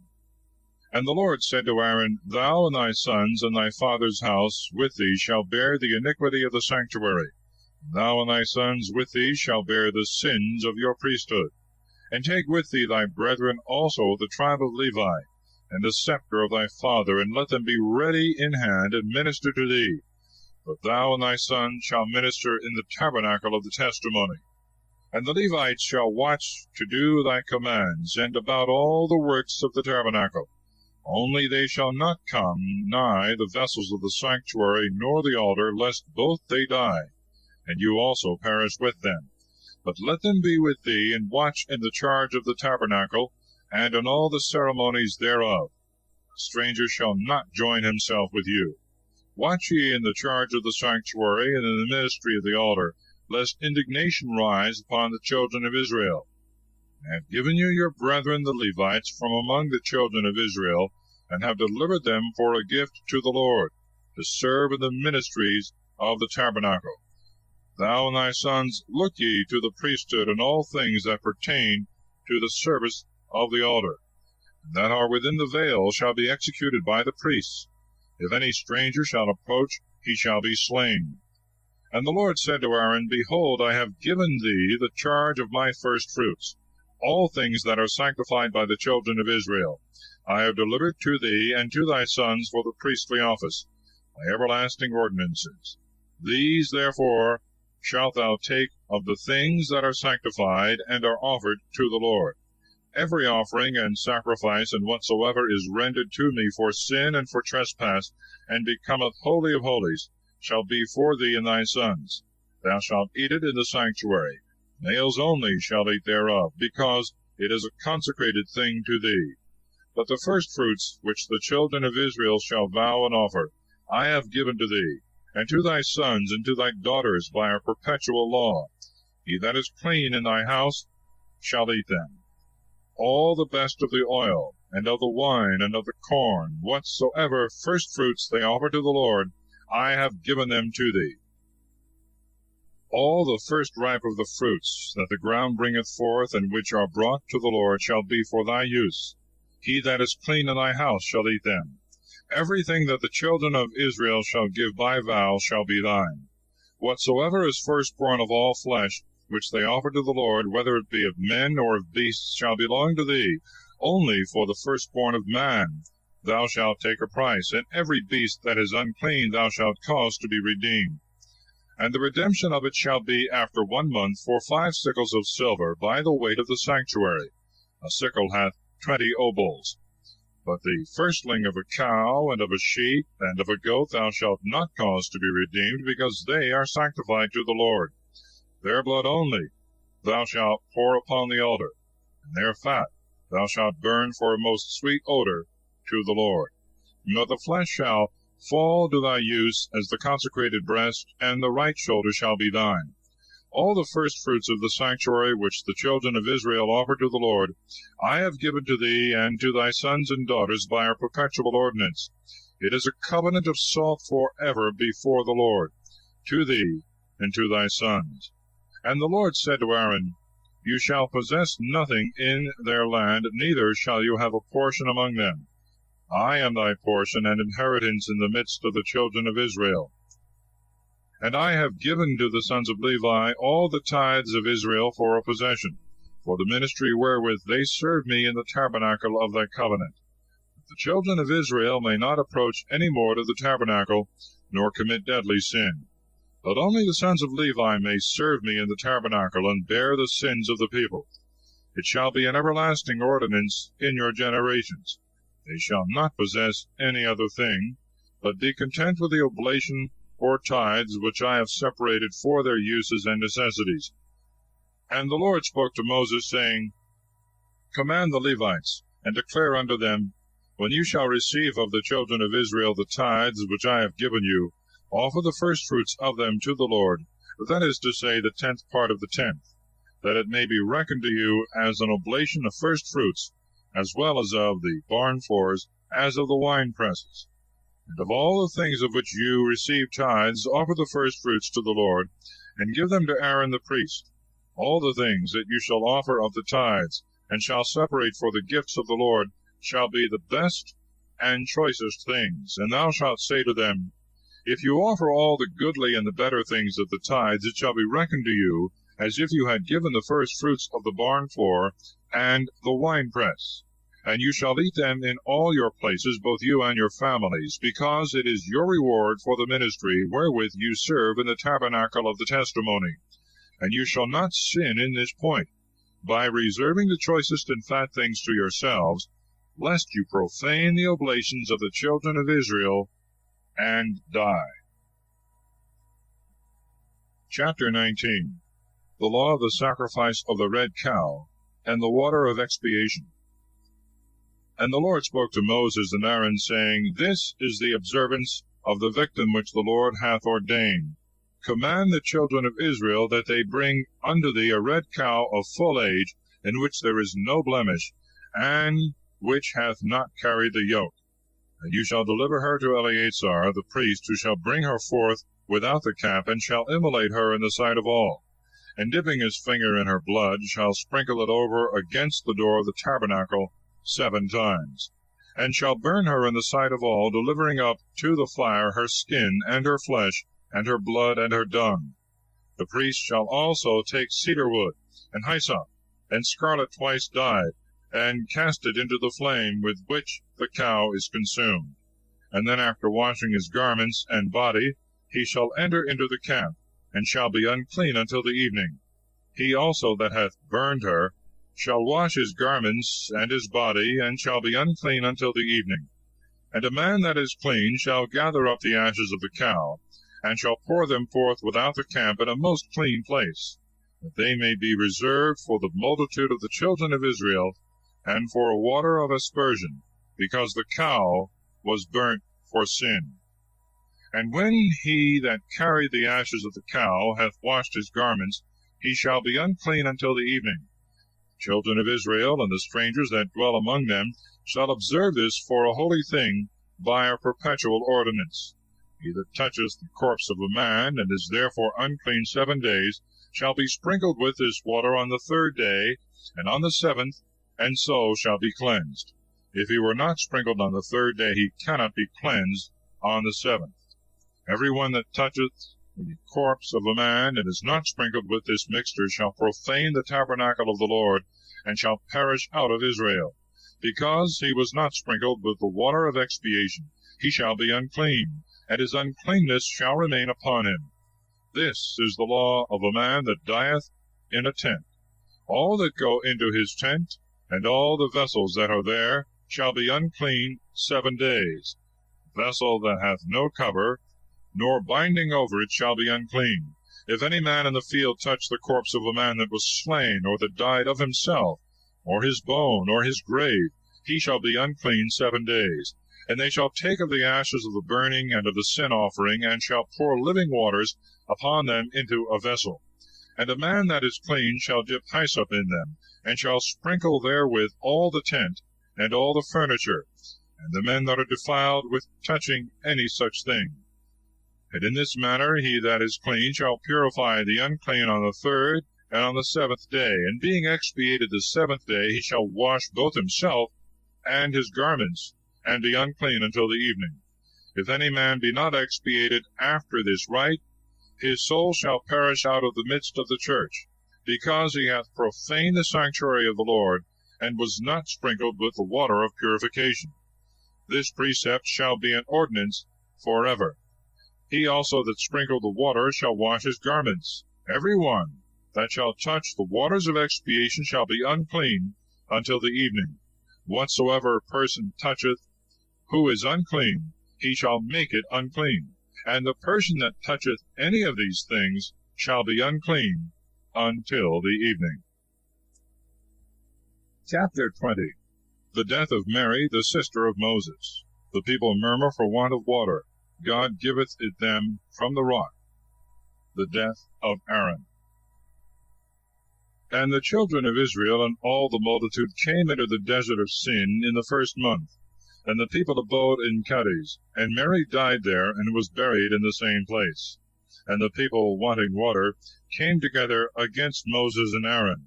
And making a sedition, they said, Would God we had perished among our brethren before the Lord! Why have you brought out the church of the Lord into the wilderness, that both we and our cattle should die?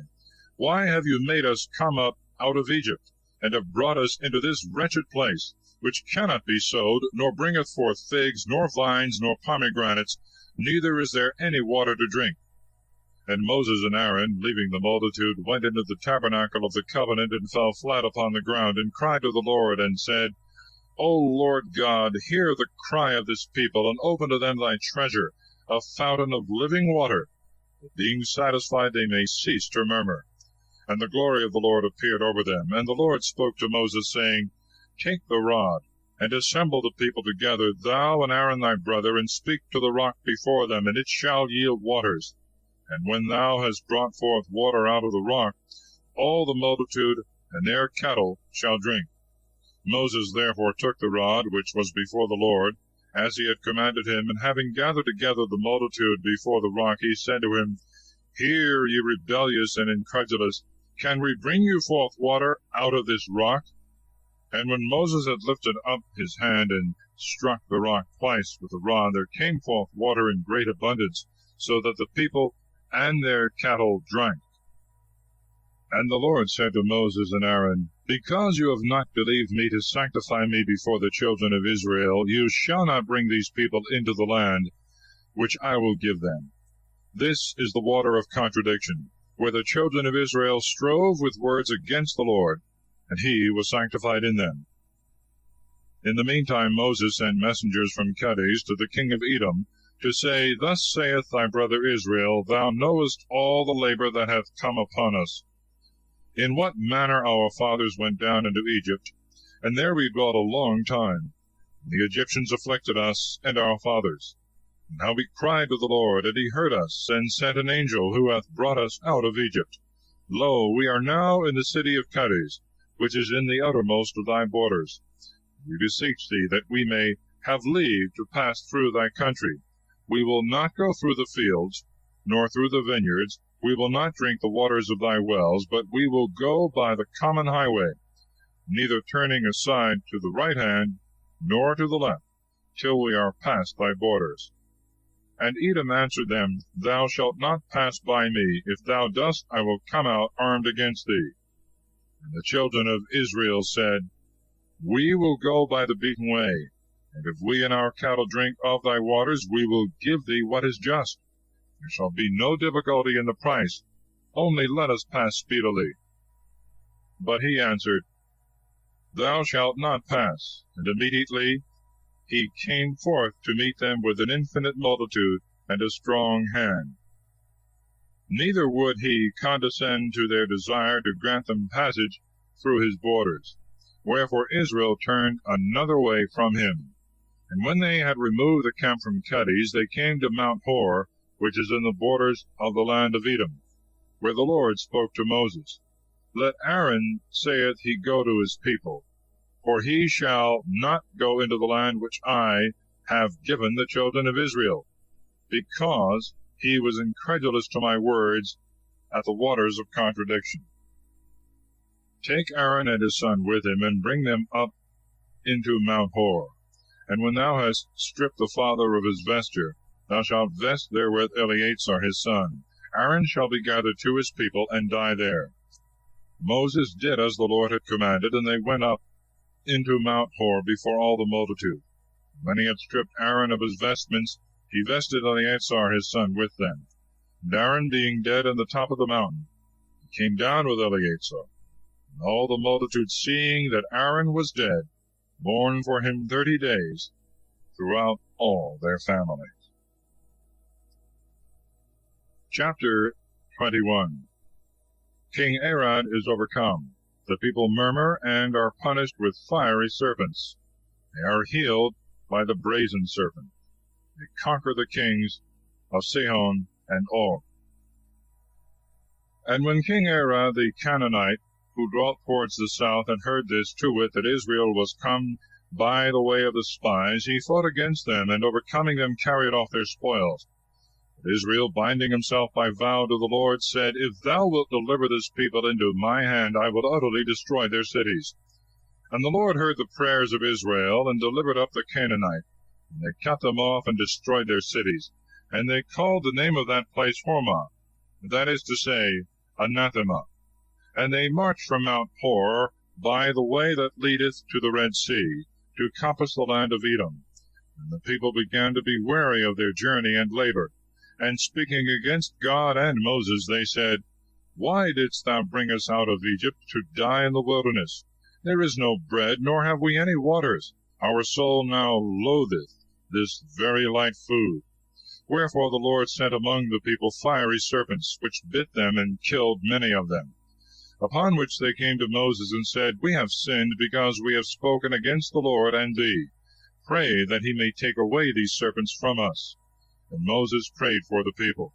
And the Lord said to him, Make a brazen serpent, and set it up for a sign. Whosoever, being struck, shall look on it, shall live.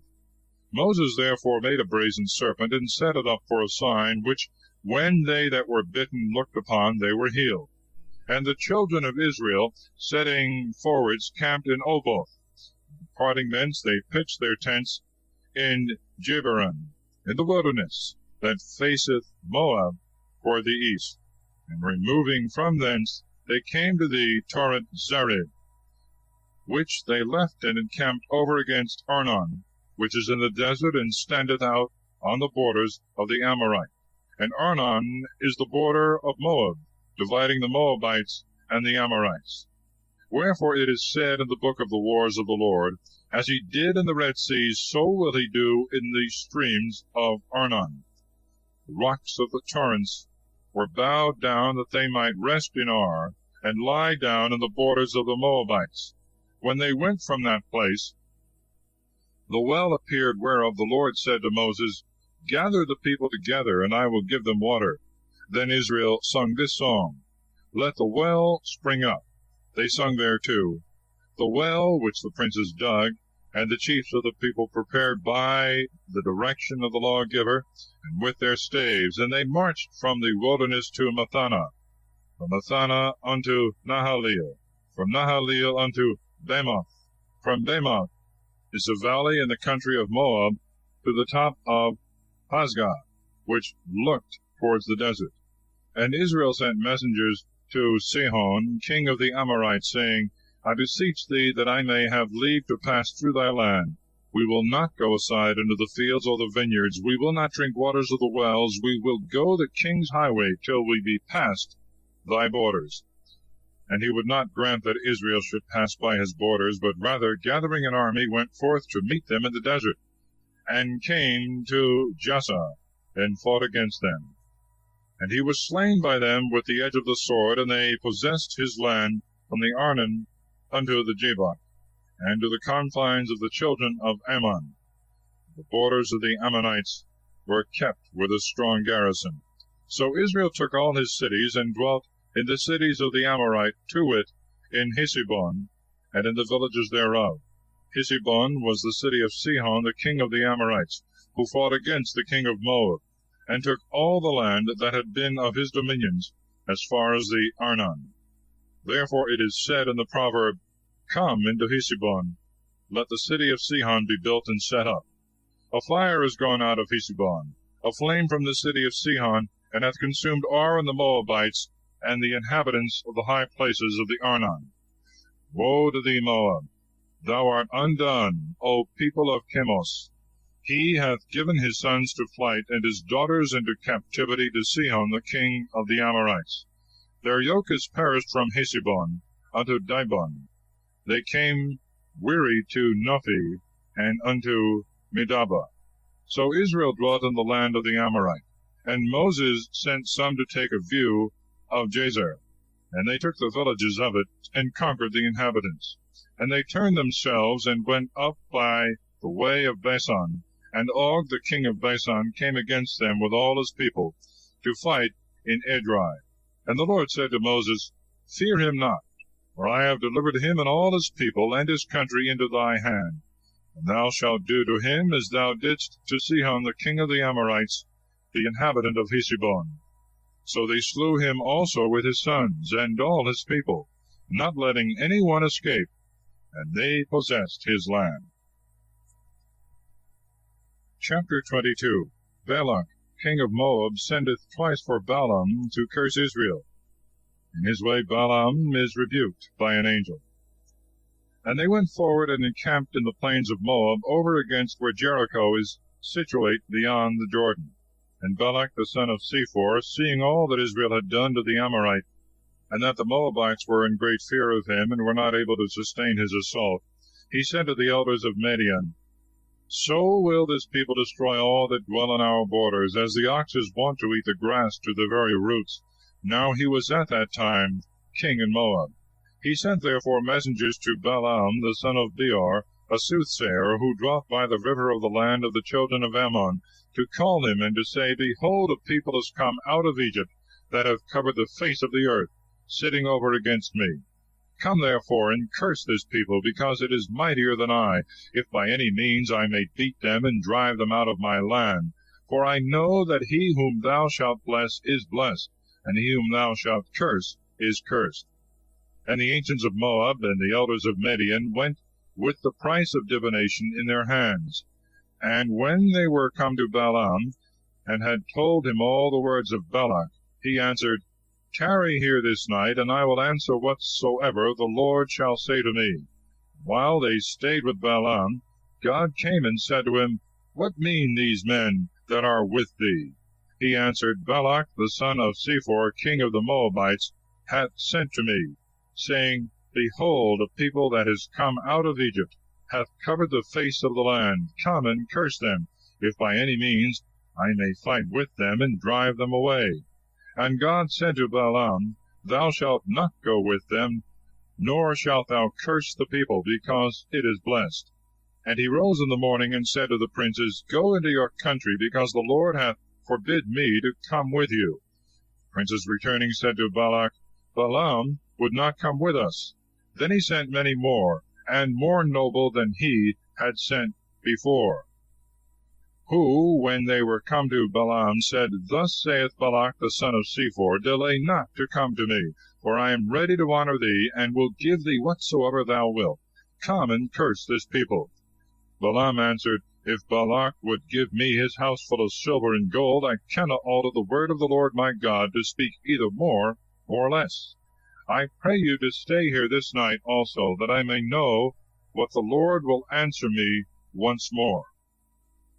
God therefore came to Balaam in the night, and said to him, If these men be come to call thee, arise and go with them, yet so, that thou do what I shall command thee.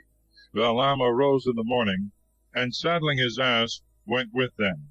And God was angry, and an angel of the Lord stood in the way against Balaam, who sat on the ass, and had 2 servants with him. The ass, seeing the angel standing in the way with a drawn sword, turned herself out of the way, and went into the field. And when Balaam beat her, and had a mind to bring her again to the way, the angel stood in a narrow place between 2 walls, wherewith the vineyards were enclosed. And the ass, seeing him, thrust herself close to the wall, and bruised the foot of the rider. But he beat her again. Nevertheless, the angel, going on to a narrow place, where there was no way to turn aside either to the right hand or to the left, stood to meet him. And when the ass saw the angel standing, she fell under the feet of the rider, who, being angry, beat her sides more vehemently with a staff. And the Lord opened the mouth of the ass, and she said, What have I done to thee? Why strikest thou me, lo, now this 3rd time? Balaam answered, Because thou hast deserved it, and hast served me ill. I would I had a sword, that I might kill thee. The ass said, Am not I thy beast, on which thou hast been always accustomed to ride until this present day? Tell me if I ever did the like thing to thee. But he said, Never. Forthwith the Lord opened the eyes of Balaam, and he saw the angel standing in the way with a drawn sword, and he worshipped him, falling flat on the ground. And the angel said to him, Why beatest thou thy ass these 3 times? I am come to withstand thee, because thy way is perverse and contrary to me. And unless the ass had turned out of the way, giving place to me who stood against thee, I had slain thee, and she should have lived. Balaam said, I have sinned, not knowing that thou didst stand against me. And now if it displease thee that I go, I will return. The angel said, Go with these men, and see thou speak no other thing than what I shall command thee. He went therefore with the princes. And when Balak heard it, he came forth to meet him in the town of the Moabites, that is situate in the uppermost borders of Arnon. And he said to Balaam, I sent messengers to call thee. Why didst thou not come immediately to me? Was it because I am not able to reward thy coming? He answered him, Lo, here I am. Shall I have power to speak any other thing but that which God shall put in thy mouth? So they went on together, and came into a city that was in the uttermost borders of his kingdom. And when Balak had killed oxen and sheep, he sent presents to Balaam, and to the princes that were with him. And when morning was come, he brought him to the high places of Vows, and he beheld the uttermost part of the people. Chapter 23. Balaam, instead of cursing Israel, is obliged to bless them and prophesy good things of them. And Balaam said to Balak, Build me here 7 altars, and prepare as many calves, and the same number of rams. And when he had done according to the word of Balaam, they laid together a calf and a ram upon every altar. And Balaam said to Balak, Stand a while by thy burnt offering, until I go, to see if perhaps the Lord will meet me. Whatsoever he shall command, I will speak to thee. When he was gone with speed, God met him. And Balaam, speaking to him, said, I have erected 7 altars, and have laid on every one a calf and a ram. And the Lord put the word in his mouth, and said, Return to Balak, and thus shalt thou speak. Returning, he found Balak standing by his burnt offering, with all the princes of the Moabites. And taking up his parable, he said, Balak, king of the Moabites, hath brought me from Aram, from the mountains of the east. Come, said he, and curse Jacob, make haste and detest Israel. How shall I curse him whom God hath not cursed? By what means should I detest him whom the Lord detesteth not? I shall see him from the tops of the rocks, and shall consider him from the hills. This people shall dwell alone, and shall not be reckoned among the nations. Who can count the dust of Jacob, and know the number of the stock of Israel? Let my soul die the death of the just, and my last end be like to them. And Balak said to Balaam, What is this that thou dost? I sent for thee to curse my enemies, and thou contrariwise blessest them. He answered him, Can I speak anything else but what the Lord commandeth? Balak therefore said, Come with me to another place, from whence thou mayest see part of Israel, and canst not see them all. Curse them from thence. And when he had brought him to a high place upon the top of Mount Pasgah, Balaam built 7 altars, and laying on every one a calf and a ram, he said to Balak, Stand here by thy burnt offering while I go to meet him. And when the Lord had met him, and had put the word in his mouth, he said, Return to Balak, and thus shalt thou say to him. Returning, he found him standing by his burnt sacrifice, and the princes of the Moabites with him. And Balak said to him, What hath the Lord spoken? But he, taking up his parable, said, Stand, O Balak, and give ear. Hear, thou son of Sephor. God is not a man, that he should lie, nor as the Son of Man, that he should be changed. Hath he said then, and will he not do? Hath he spoken, and will he not fulfill? I was brought to bless. Blessing I am not able to hinder. There is no idol in Jacob, neither is there an image God to be seen in Israel. The Lord his God is with him, and the sound of the victory of the king in him. God hath brought him out of Egypt, whose strength is like to the rhinoceros. There is no soothsaying in Jacob, nor divination in Israel. In their times it shall be told to Jacob and to Israel what God hath wrought. Behold, the people shall rise up as a lioness, and shall lift itself up as a lion. It shall not lie down till it devour the prey, and drink the blood of the slain. And Balak said to Balaam, Neither curse nor bless him. And he said, Did I not tell thee that whatsoever God should command me, that I would do? And Balak said to him, Come, and I will bring thee to another place, if peradventure it please God that thou mayest curse them from thence. And when he had brought him upon the top of Mount Fogor, which looketh towards the wilderness, Balaam said to him, Build me here 7 altars, and prepare as many calves, and the same number of rams. Balak did as Balaam had said, and he laid on every altar a calf and a ram.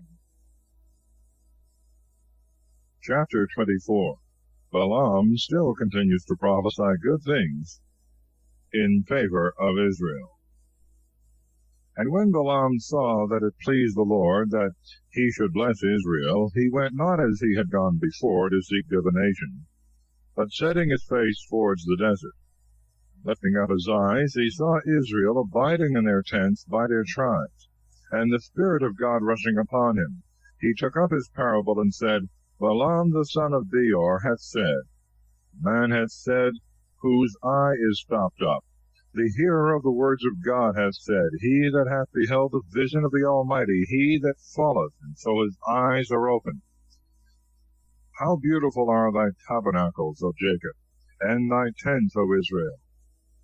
As woody valleys, as watered gardens near the rivers, as tabernacles, which the Lord hath pitched, as cedars by the waterside.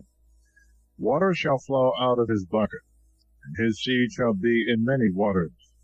For Agag his king shall be removed, and his kingdom shall be taken away. God hath brought him out of Egypt, whose strength is like to the rhinoceros. They shall devour the nations that are his enemies, and break their bones, and pierce them with arrows. Lying down he hath slept as a lion, and as a lioness, whom none shall dare to rouse. He that blesseth thee shall also himself be blessed. He that curseth thee shall be reckoned accursed. And Balak, being angry against Balaam, clapped his hands together, and said, I called thee to curse my enemies, and thou, on the contrary, hast blessed them 3 times. Return to thy place. I had determined indeed greatly to honor thee. The Lord hath deprived thee of the honor designed for thee.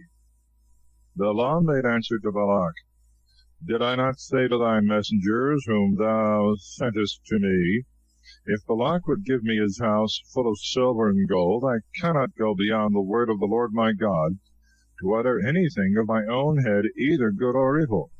But whatsoever the Lord shall say, that I will speak. But yet going to my people, I will give thee counsel, what this people shall do to thy people in the latter days. Therefore, taking up his parable, again he said, Balaam the son of Peor hath said, Man whose eye is stopped up hath said, The hearer of the words of God hath said, Who knoweth the doctrine of the highest, and seeth the visions of the Almighty, who falling hath his eyes opened. I shall see him, but not now. I shall behold him, but not near. A star shall rise out of Jacob, and a scepter shall spring up from Israel, and shall strike the chiefs of Moab, and shall waste all the children of Seth. And he shall possess Idumea. The inheritance of Seir shall come to their enemies, but Israel shall do manfully. Out of Jacob shall he come, that shall rule, and shall destroy the remains of the city. And when he saw Amalek, he took up his parable, and said, Amalek, the beginning of nations, whose latter end shall be destroyed. He saw also the Sinai, and took up his parable, and said, Thy habitation indeed is strong, but though thou build thy nest in a rock, and thou be chosen of the stock of sin, how long shalt thou be able to continue? For Asor shall take thee captive. And taking up his parable, again he said, Alas, who shall live when God shall do these things? They shall come in galleys from Italy. They shall overcome the Assyrians, and shall waste the Hebrews, and at the last they themselves also shall perish. And Balaam rose and returned to his place. Balak also returned the way that he came. Chapter 25. The people fall into fornication and idolatry, for which 24,000 are slain. The zeal of Phinehas. And Israel at that time abode in Shittim, and the people committed fornication with the daughters of Moab, who called them to their sacrifices, and they ate of them, and adored their gods.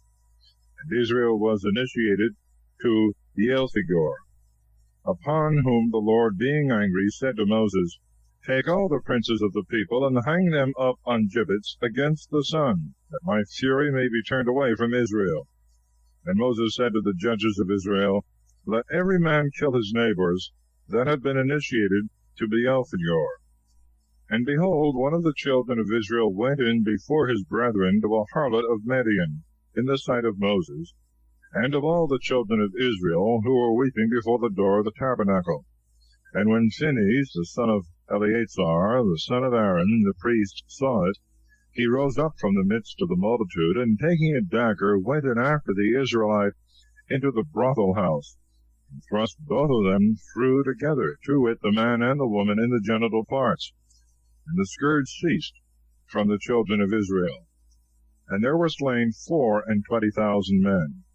And the Lord said to Moses, Phinehas, the son of Eleazar, the son of Aaron the priest, hath turned away my wrath from the children of Israel, because he was moved with my zeal against them, that I myself might not destroy the children of Israel in my zeal.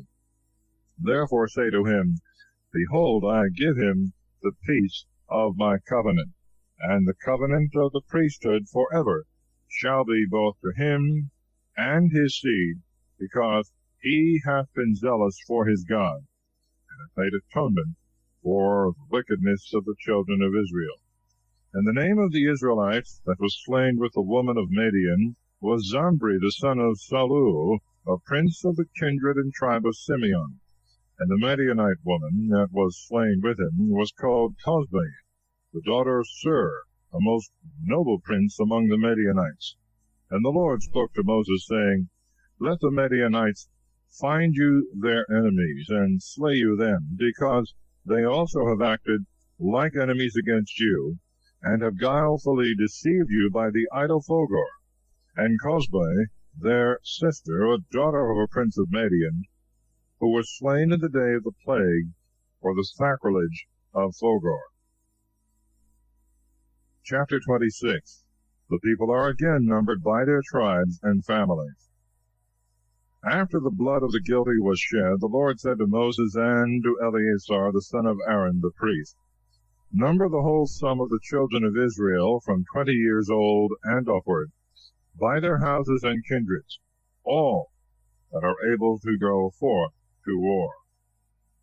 Moses therefore and Eleazar the priest, being in the plains of Moab, upon the Jordan over against Jericho, spoke to them that were from 20 years old and upward, as the Lord had commanded. This is the number of them. Reuben, the firstborn of Israel, his sons were Henoch, of whom is the family of the Henochites, and Phallu, of whom is the family of the Phalluites, and Hesron, of whom is the family of the Hesronites, and Carmi, of whom is the family of the Carmites. These are the families of the stock of Reuben, whose number was found to be 43,730. The son of Phallu was Eliab. His sons were Nemuel, and Dathan, and Abiram. These are Dathan and Abiram, the princes of the people, rose against Moses and Aaron in the sedition of Korah, when they rebelled against the Lord. And the earth, opening her mouth, swallowed up Korah, many others dying, when the fire burned 250 men. There was a great miracle wrought, that when Korah perished, his sons did not perish. Sons of Simeon by their kindreds, Nemuel, him is the family of the Nemuelites. Jamin, of him is the family of the Jaminites. Jacham, him is the family of the Jachamites. Zari, him is the family of the Zarites. Saul, him is the family of the Saulites. These are the families of the stock of Simeon, of which the whole number was 22,200. The sons of Gad by their kindreds, Cephon, of him is the family of the Cephonites. Agi, of him is the family of the Agites. Sunai, of him is the family of the Sunites. Ozni, of him is the family of the Oznites. Her, of him is the family of the Herites. Arad, of him is the family of the Aradites. Ariel, of him is the family of the Arielites. These are the families of Gad, of which the whole number was 40,500. The sons of Judah, Her and Onan, who both died in the land of Canaan. And the sons of Judah by their kindreds were Selah, of whom is the family of the Selaites. Phares, of whom is the family of the Pharesites. Zeri, of whom is the family of the Zerites. Moreover, the sons of Phares were Hesron, of whom is the family of the Hesronites, and Hamul, of whom is the family of the Hamulites. These are the families of Judah, of which the whole number was 76,500. The sons of Issachar by their kindreds, Thola, of whom is the family of the Tholoites. Phua, of whom is the family of the Phuaites. Jasub, of whom is the family of the Jasubites. Simran, of whom is the family of the Simranites. These are the kindreds of Issachar, whose number was 64,300. The sons of Zabulon by their kindreds, Sarid, of whom is the family of the Saradites. Elon, of whom is the family of the Elonites. Jalel, of whom is the family of the Jalelite. These are the kindreds of Zabulon, whose number was 60,500. The sons of Joseph by their kindred, Manasses and Ephraim. Of Manasses was born Machir, of whom is the family of the Machirites. Machir begot Galaad, of whom is the family of the Galadites. Galaad had sons, Jezer, of whom is the family of the Jezerites, and Helek, of whom is the family of the Helekites, and Esrael, of whom is the family of the Esraelites, and Sechem, of whom is the family of the Sechemites, and Samida, of whom is the family of the Semidites, and Hepher, of whom is the family of the Hepherites. And Hepher was the father of Salphad, who had no sons, but only daughters, whose names are these, Mahlah, and Noah, and Heglah, and Milcah, and Tirzah. These are the families of Manasseh, and the number of them 52,700. And the sons of Ephraim by their kindreds were these: Suthala, of whom is the family of the Suthalalites; Becher, whom is the family of the Becherites; Thilim, whom is the family of the Thehenites. Now the son of Suthala was Heron, of whom is the family of the Heronites. These are the kindreds of the sons of Ephraim, whose number was 32,500. These are the sons of Joseph by their families. Sons of Benjamin and their kindreds: Bela, of whom is the family of the Belaites; Asbel, of whom is the family of the Asbelites; Aharim, of whom is the family of the Aharimites; Supham, of whom is the family of the Suphamites; Hupham, of whom is the family of the Huphamites. The sons of Bela, Herod, and Noaman. Of Herod is the family of the Herodites; of Noaman the family of the Noamites. These are the sons of Benjamin by their kindreds, whose number was 45,600. The sons of Dan by their kindreds: Suham, whom is the family of the Suhamites. These are the kindreds of Dan by their families. All were Suhamites, whose number was 64,400. The sons of Aser by their kindreds: Jemnah, whom is the family of the Jemnites; Jesui, whom is the family of the Jesuites; Brei, whom is the family of the Breiites. The sons of Brei: Heber, of whom is the family of the Heberites; and Melchiel, whom is the family of the Melchielites. And the name of the daughter of Aser was Sarah. These are the kindreds of the sons of Aser, and their number 53,400. The sons of Naphtali by their kindreds: Jesiel, of whom is the family of the Jesielites; Guni, of whom is the family of the Gunites; Jezer, of whom is the family of the Jezerites; Selam, of whom is the family of the Selamites. These are the kindreds of the sons of Naphtali by their families, whose number was 45,400. This is the sum of the children of Israel that were reckoned up, 601,730. And the Lord spoke to Moses, saying, To these shall the land be divided for their possessions according to the number of names. To the greater number thou shalt give a greater portion, and to the fewer a less. To every one as they have now been reckoned up shall a possession be delivered, yet so that by lot the land be divided to the tribe and families. Whatsoever shall fall by lot, that shall be taken by the more or the fewer. This also is the number of the sons of Levi by their families: Gerson, of whom is the family of the Gersonites; Kahath, of whom is the family of the Kahathites; Merari, of whom is the family of the Merarites. These are the families of Levi: family of Lobni, family of Hebroni, family of Maholi, family of Musai, family of Korah. Now Kahath begot Amram, who had to wife Jochebed, the daughter of Levi, who was born to him in Egypt.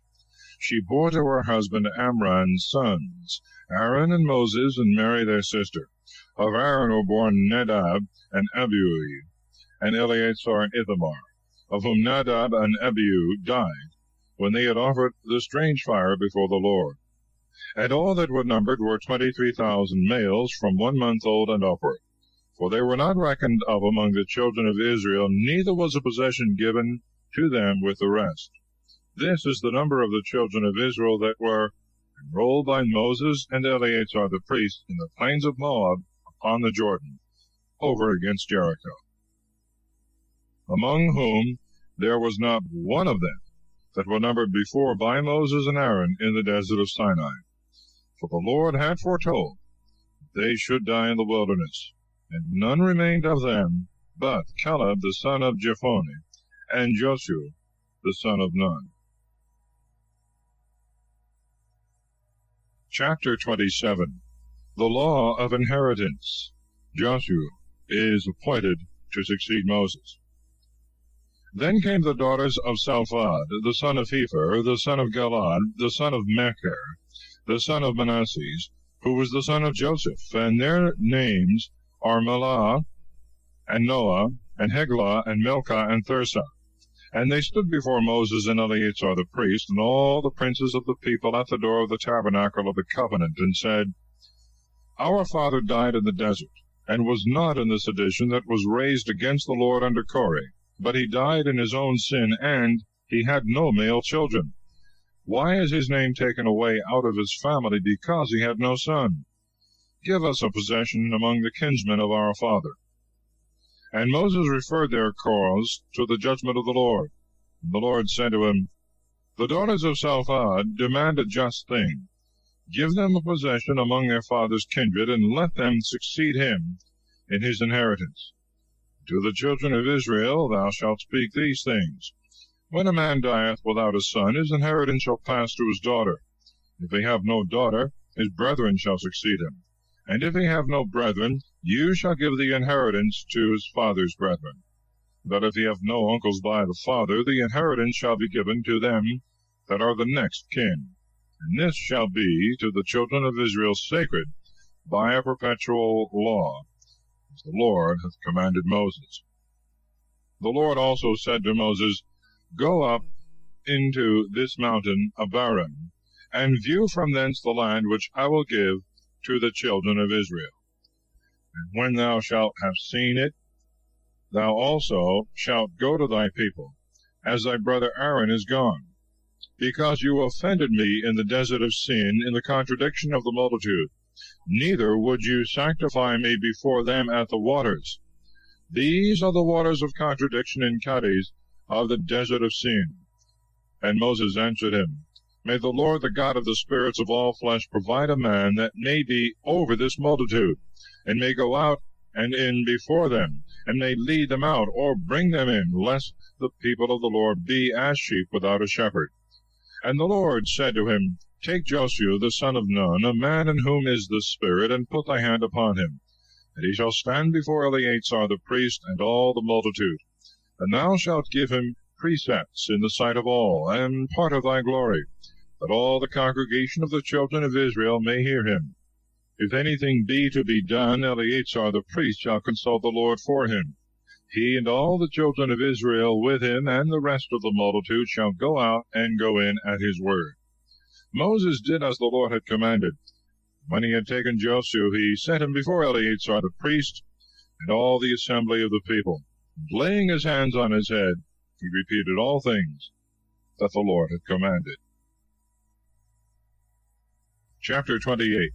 Sacrifices are appointed as well for every day as for Sabbaths and other festivals. The Lord also said to Moses, Command the children of Israel, and thou shalt say to them, Offer ye my oblation and my bread, and burn sacrifice of most sweet odor in their due seasons. These are the sacrifices which you shall offer: 2 lambs of a year old without blemish every day for the perpetual holocaust. One you shall offer in the morning, and the other in the evening. And the 10th part of an ephah of flour, which shall be tempered with the purest oil, of the measure of the 4th part of a hin. It is the continual holocaust which you offered in Mount Sinai for a most sweet odor of a sacrifice by fire to the Lord. And for a libation you shall offer of wine the 4th part of a hin for every lamb in the sanctuary of the Lord. And you shall offer the other lamb in like manner in the evening, according to all the rites of the morning sacrifice, and of the libations thereof, an oblation of most sweet odor to the Lord. And on the Sabbath day you shall offer 2 lambs of a year old without blemish, and 2 tenths of flour tempered with oil in sacrifice, and the libations, which regularly are poured out every Sabbath for the perpetual holocaust. And on the 1st day of the month you shall offer a holocaust to the Lord, 2 calves of the herd, 1 ram, and 7 lambs of a year old without blemish, and 3 tenths of flour tempered with oil in sacrifice for every calf, and 2 tenths of flour tempered with oil for every ram, and the 10th of a tenth of flour tempered with oil in sacrifice for every lamb. It is a holocaust of most sweet odor, and an offering by fire to the Lord. And these shall be the libations of wine that are to be poured out for every victim: 1/2 a hin for every calf, 1/3 for a ram, and 1/4 for a lamb. This shall be the holocaust for every month, as they succeed one another in the course of the year. And a buck goat also shall be offered to the Lord for a sin offering over and above the perpetual holocaust with its libations. And in the 1st month, on the 14th day of the month, shall be the phase of the Lord, and on the 15th day the solemn feast. 7 days shall they eat unleavened bread. And the first day of them shall be venerable and holy. You shall not do any servile work therein. And you shall offer a burnt sacrifice, a holocaust to the Lord, 2 calves of the herd, 1 ram, 7 lambs of a year old, without blemish. For the sacrifices of every one 3/10 of flour, which shall be tempered with oil, to every calf, and 2/10 to every ram. The 10th of a tenth to every lamb, that is to say, to all the 7 lambs, and 1 buck goat for sin, to make atonement for you, besides the morning holocaust, which you shall always offer. The 7th day also shall be most 7 days for the food of the fire, and for a sweet odor to the Lord, which shall rise from the holocaust and from the libations of each. The 7th day also shall be most solemn and holy unto you. You shall do no servile work therein. The day also of first fruits, when after the weeks are accomplished, you shall offer new fruits to the Lord, shall be venerable and holy. You shall do no servile work therein. And you shall offer a holocaust for a most sweet odor to the Lord, 2 calves of the herd, 1 ram, and 7 lambs of a year old, without blemish. And in the sacrifices of them 3/10 of flour tempered with oil, to every calf, 2 to every ram. The 10th of a tenth to every lamb, which in all are 7 lambs, a buck goat also, which is slain for expiation, besides the perpetual holocaust and the libations thereof. You shall offer them all, without blemish, with their libations. Chapter 29. Sacrifices for the festivals of the 7th month. The first day also of the 7th month shall be venerable and holy unto you. You shall do no servile work therein, because it is the day of the sounding and of trumpet. And you shall offer a holocaust for a most sweet odor to the Lord, 1 calf of the herd, 1 ram, and 7 lambs of a year old, without blemish.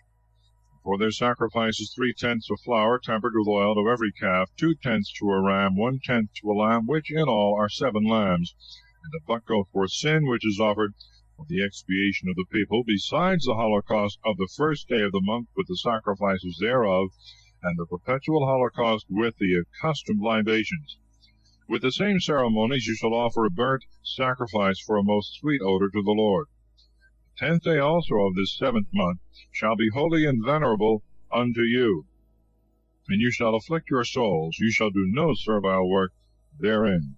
And you shall offer a holocaust to the Lord for a most sweet odor, 1 calf of the herd, 1 ram, and 7 lambs of a year old, without blemish. And for their sacrifices 3/10 of flour tempered with oil to every calf, 2/10 to a ram, 1/10 of a tenth to every lamb, which are in all 7 lambs, and a buck goat for sin, besides the things that are wont to be offered for sin, for expiation, and for the perpetual holocaust, with their sacrifice and libations. And on the 15th day of the 7th month, which shall be unto you holy and venerable, you shall do no servile work, but shall celebrate a solemnity to the Lord 7 days. And you shall offer a holocaust for a most sweet odor to the Lord, 13 calves of the herd, 2 rams, and 14 lambs of a year old, without blemish. And for the libations 3/10 of flour tempered with oil to every calf, being in all 13 calves, and 2/10 to each ram, being 2 rams, 1/10 of a tenth to every lamb, being in all 14 lambs, and a buck goat for sin, besides the perpetual holocaust, and the sacrifice and the libation thereof.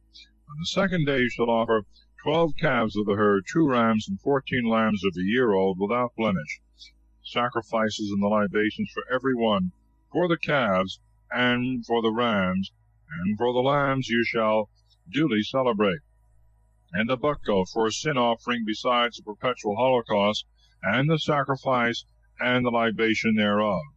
The 3rd day you shall offer 11 calves, 2 rams, and 14 lambs of a year old, without blemish, and the sacrifices and the libations of every one, for the calves, and for the rams, and for the lambs you shall offer according to the right, and a buck goat for sin, besides the perpetual holocaust, and the sacrifice and the libation thereof. The 4th day you shall offer 10 calves, 2 rams, and 14 lambs of a year old, without blemish, and the sacrifices and the libations of every one, for the calves, and for the rams, and for the lambs you shall celebrate in right manner, and a buck goat for sin, besides the perpetual holocaust, and the sacrifice and the libation thereof. The 5th day you shall offer 9 calves, 2 rams, and 14 lambs of a year old, without blemish, and the sacrifices and the libations of every one for the calves, and for the rams, and for the lambs, you shall celebrate according to the rite, and a buck goat for sin, besides the perpetual holocaust, and the sacrifice and the libation thereof. The 6th day you shall offer 8 calves, 2 rams, and 14 lambs of a year old, without blemish, and the sacrifices and the libations of every one for the calves, and for the rams, and for the lambs you shall celebrate according to the rite, and a buck goat for sin, besides the perpetual holocaust, and the sacrifice and the libation thereof. The 7th day you shall offer 7 calves, and 2 rams, and 14 lambs of a year old, without blemish, and the sacrifices and the libations of every one for the calves, and for the rams, and for the lambs you shall celebrate according to the rite, and a buck goat for sin, besides the perpetual holocaust, and the sacrifice and the libation thereof.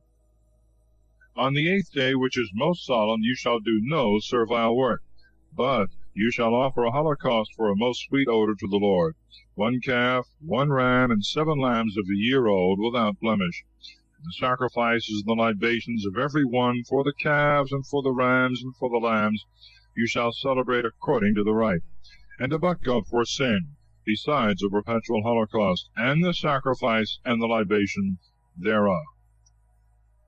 These things shall you offer to the Lord in your solemnities, besides your vows and voluntary oblations for holocaust, for sacrifice, for libation, and for victims of peace offerings. Chapter 30. Of vows and oaths and their obligation. And Moses told the children of Israel all that the Lord had commanded him. And he said to the princes of the tribes of the children of Israel, This is the word that the Lord hath commanded. If any man make a vow to the Lord, or bind himself by an oath, he shall not make his word void, but shall fulfill all that he promised. If a woman vow anything, and bind herself by an oath, being in her father's house, and but yet a girl in age, if her father knew the vow that she hath promised, and the oath wherewith she hath bound her soul, and held his peace, she shall be bound by the vow. Whatsoever she promised and swore, she shall fulfill indeed. But if her father, immediately as soon as he heard it, gainsayed it, both her vows and her oaths shall be void, neither shall she be bound to what she promised, because her father hath gainsayed it. If she have a husband, and shall vow anything, and the word once going out of her mouth shall bind her soul by an oath, the day that her husband shall hear it, and not gainsay it, she shall be bound to the vow, and shall give whatsoever she promised. But if as soon as he heareth he gainsay it, and make her promises, and the words wherewith she had bound her soul of no effect, the Lord will forgive her. The widow, she that is divorced, shall fulfill whatsoever they vow. If a wife in the house of her husband hath bound herself by vow and by oath, if her husband hear, hold his peace, and doth not disallow the promise, she shall accomplish whatsoever she had promised. But if forthwith he gainsay it, she shall not be bound by the promise, because her husband gainsaid it, and the Lord will be merciful to her. If she vow and bind herself by oath, to afflict her soul by fasting or abstinence from other things, it shall depend on the will of her husband, whether she shall do it or not do it. But if the husband hearing it hold his peace, and defer the declaring his mind till another day, whatsoever she had vowed and promised she shall fulfill, because immediately as he heard it, he held his peace. But if he gainsay it after that he knew it, he shall bear her iniquity. These are the laws which the Lord appointed to Moses between the husband and the wife, between the father and the daughter, that is as yet but a girl in age, or that abideth in her father's house. Chapter 31. The Midianites are slain, for having drawn the people of Israel into sin, the dividing of the booty. And the Lord spoke to Moses, saying, Revenge first the children of Israel on the Midianites, so thou shalt be gathered to thy people. And Moses forthwith said, Arm of you men to fight, who may take the revenge of the Lord on the Midianites. Let 1,000 men be chosen out of every tribe of Israel to be sent to the war. And they gave 1,000 of every tribe, that is to say, 12,000 men, well appointed for battle. And Moses sent them with Phinehas, the son of Eleazar the priest, and he delivered to him the holy vessels, and the trumpets to sound. And when they had fought against the Midianites, and had overcome them, they slew all the men. And their kings Evi, and Rechem, and Sur, and Hur, and Rebi, 5 princes of the nation. Balaam also, the son of Peor, they killed with the sword. And they took their women and their children captives, and all their cattle, and all their goods, and all their possessions they plundered, and all their cities and their villages and castles they burned. And they carried away the booty, and all that they had taken, both of men and of beasts. And they brought them to Moses and Eleazar the priest, and to all the multitude of the children of Israel. But the rest of the things for use they carried to the camp on the plains of Moab, besides the Jordan, over against Jericho. Moses and Eleazar the priest, and all the princes of the synagogue went forth to meet them without the camp. And Moses, being angry with the chief officers of the army, the tribunes, and the centurions that were come from the battle, said, Why have you saved the women?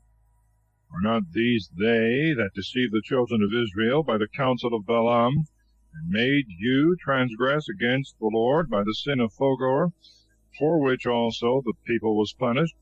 Therefore kill all that are of the male sex, even of the children, and put to death the women that have carnally known men.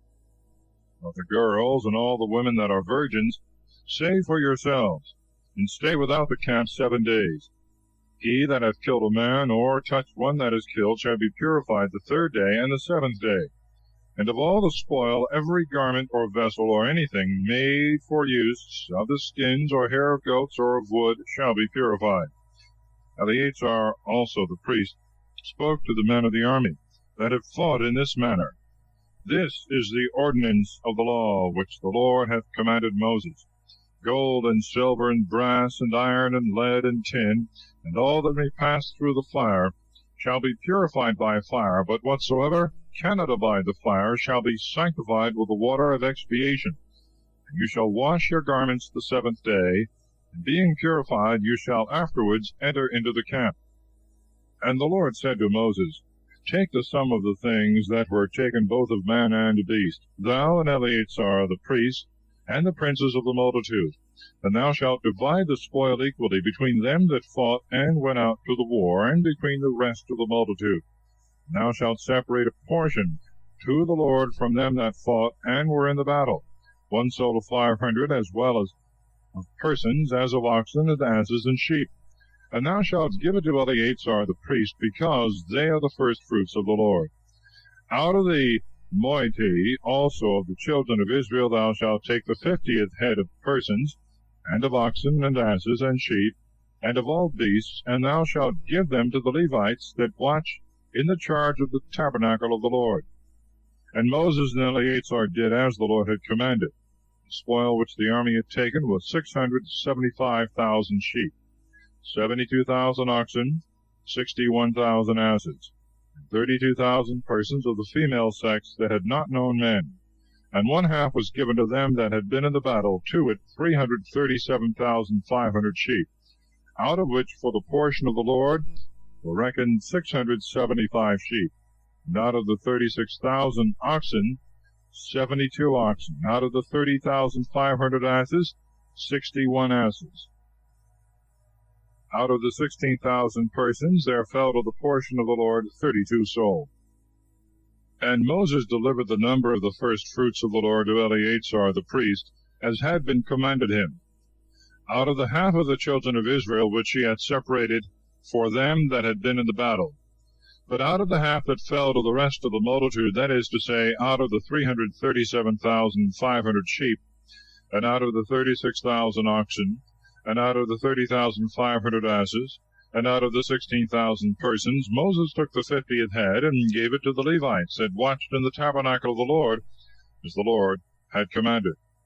And when the commanders of the army, and the tribunes and centurions were come to Moses, they said, We thy servants have reckoned up the number of the fighting men whom we had under our hand, and not so much as one was wanting. Therefore we offer as gifts to the Lord what gold every one of us could find in the booty, in garters and tablets, rings and bracelets, and chains, that thou mayest pray to the Lord for us.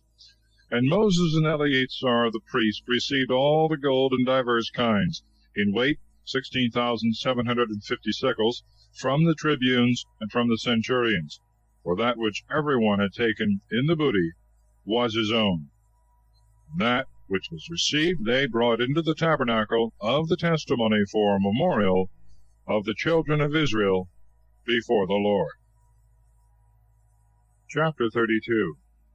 The tribes of Reuben and Gad and half of the tribe of Manasseh received their inheritance on the east side of Jordan, upon conditions approved of by Moses. And the sons of Reuben and Gad had many flocks of cattle, and their substance in beasts was infinite.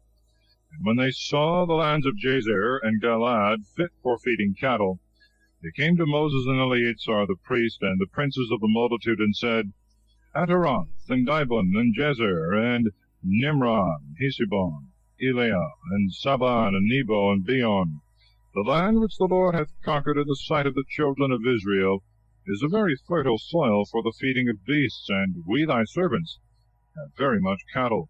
And we pray thee, if we have found favor in thy sight, that thou give it to us thy servants in possession, and make us not pass over the Jordan. And Moses answered them, What? Shall your brethren go to fight, and will you sit here?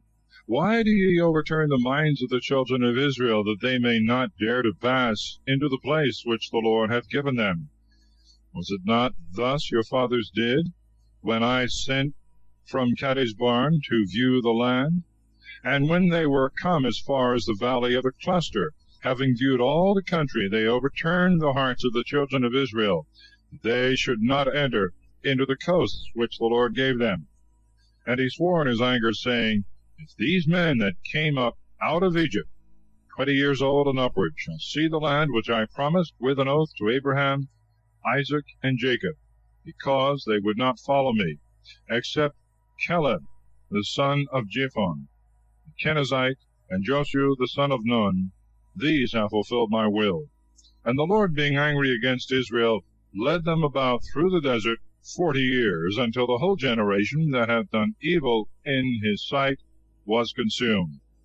And behold, said he, you are risen up instead of your fathers, the increase and offspring of sinful men, to augment the fury of the Lord against Israel. For if you will not follow him, he will leave the people in the wilderness, and you shall be the cause of the destruction of all. But they coming near said, We will make sheepfolds and stalls for our cattle, and strong cities for our children. And we ourselves will go armed and ready for battle before the children of Israel, until we bring them in unto their places. Our little ones and all we have shall be in walled cities, for fear of the ambushes of the inhabitants. We will not return into our houses until the children of Israel possess their inheritance, neither will we seek anything beyond the Jordan, because we have already our possession on the east side thereof. And Moses said to them, If you do what you promise, go on well appointed for war before the Lord, and let every fighting man pass over the Jordan until the Lord overthrow his enemies, and all the land be brought under him. Then shall you be blameless before the Lord and before Israel, and you shall obtain the countries that you desire before the Lord. But if you do not what you say, no man can doubt but you sin against God, and know ye that your sin shall overtake you. Build therefore cities for your children, and folds and stalls for your sheep and beasts, and accomplish what you have promised. The children of Gad and Reuben said to Moses, We are thy servants, we will do what my Lord commandeth. We will leave our children and our wives and sheep and cattle in the cities Galaad. We thy servants, all well appointed, will march on to the war, as thou, my lord, speakest. Moses therefore commanded Eleazar the priest, and Joshua the son of Nun, and the princes of the families of all the tribes of Israel, and said to them, If the children of Gad and the children of Reuben pass with you over the Jordan, all armed for war before the Lord, and the land be made subject to you, give them Galaad in possession. But if they will not pass armed with you into the land of Canaan, let them receive places to dwell in among you. And the children of Gad, the children of Reuben answered, As the Lord hath spoken to his servants, so will we do. We will go armed before the Lord into the land of Canaan, and we confess that we have already received our possession beyond the Jordan. Moses therefore gave to the children of Gad and of Reuben, and to the half-tribe of Manasseh, the son of Joseph, the kingdom of Sihon, king of the Amorites, the kingdom of Og, king of Bashan, and their land, and the cities thereof, and round about. And the sons of Gad built Dibon, and Ataroth, and Aroer, and Etroth, and Sophon, and Jazer, and Jegbah, and Beth-nimrah, and Betharon, fenced cities, and folds for their cattle. The children of Reuben built Heshbon, and Elealeh, and Kiriathaim, and Nebo, and Baalmeon, their names being changed, and Sabama, giving names to the cities which they had built. Moreover, the children of Machir, the son of Manasseh, went into Galaad, and wasted it, cutting off the Amorites, the inhabitants thereof. And Moses gave the land of Galaad to Machir, the son of Manasseh, and he dwelt in it. And Jair, the son of Manasseh, went and took the villages thereof, and he called them Havoth-Jair, that is to say, the villages of Jair. Nobi also went and took Kenath, with the villages thereof, and he called it by his own name, Nobi. Chapter 33. The mansions or journeys of the children of Israel towards the land of promise. These are the mansions of the children of Israel who went out of Egypt by their troops under the conduct of Moses and Aaron, which Moses wrote down according to the places of their encamping, which they changed by the commandment of the Lord.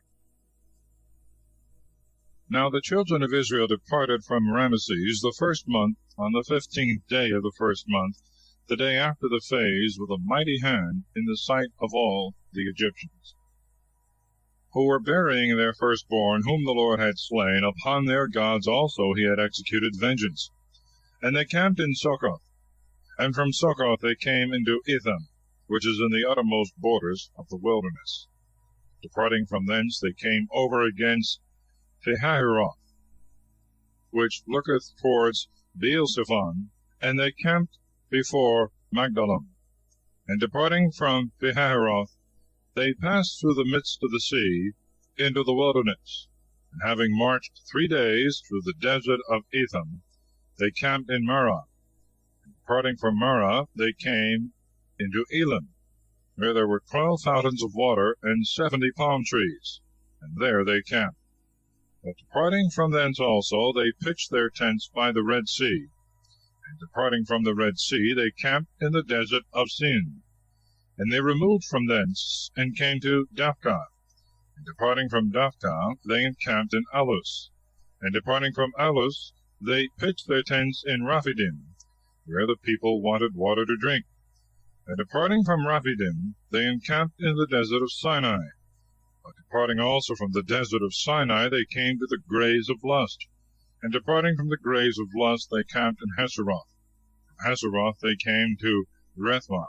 And departing from Rathmah, they camped in Rimmon-Phares. And they departed from thence, and came to Labnah. Moving from Labnah, they camped in Resah. And departing from Resah, they came to Keilatha. And they removed from thence, and camped in the mountain Sephir. Departing from the mountain Sephir, they came to Arada. From thence they went and camped in Mekhelah. Departing from Mekhelah, they came to Thahath. Removing from Thahath, they camped in Thari. And they departed from thence, and pitched their tents in Methkah. And removing from Methkah, they camped in Hezmonah.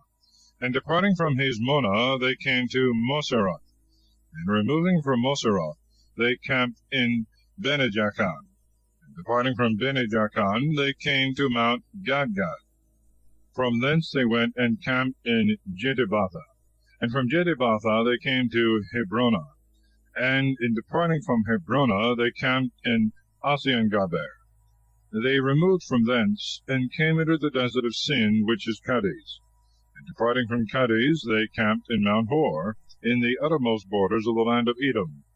And Aaron the priest went up into Mount Hor at the commandment of the Lord. And there he died in the 40th year of the coming forth of the children of Israel out of Egypt, 5th month, the 1st day of the month, when he was 123 years old. And King Arah the Canaanite, who dwelt towards the south, heard that the children of Israel were come to the land of Canaan. And they departed from Mount Hor, and camped in Salmonah, from whence they removed and came to Phunon. Departing from Phunon, they camped in Oboth, and from Oboth they came to Ije-Abarim, which is in the borders of the Moabites. And departing from Ije-Abarim, they pitched their tents in Dibongah. From thence they went and camped in Helmon-de-Blathaim.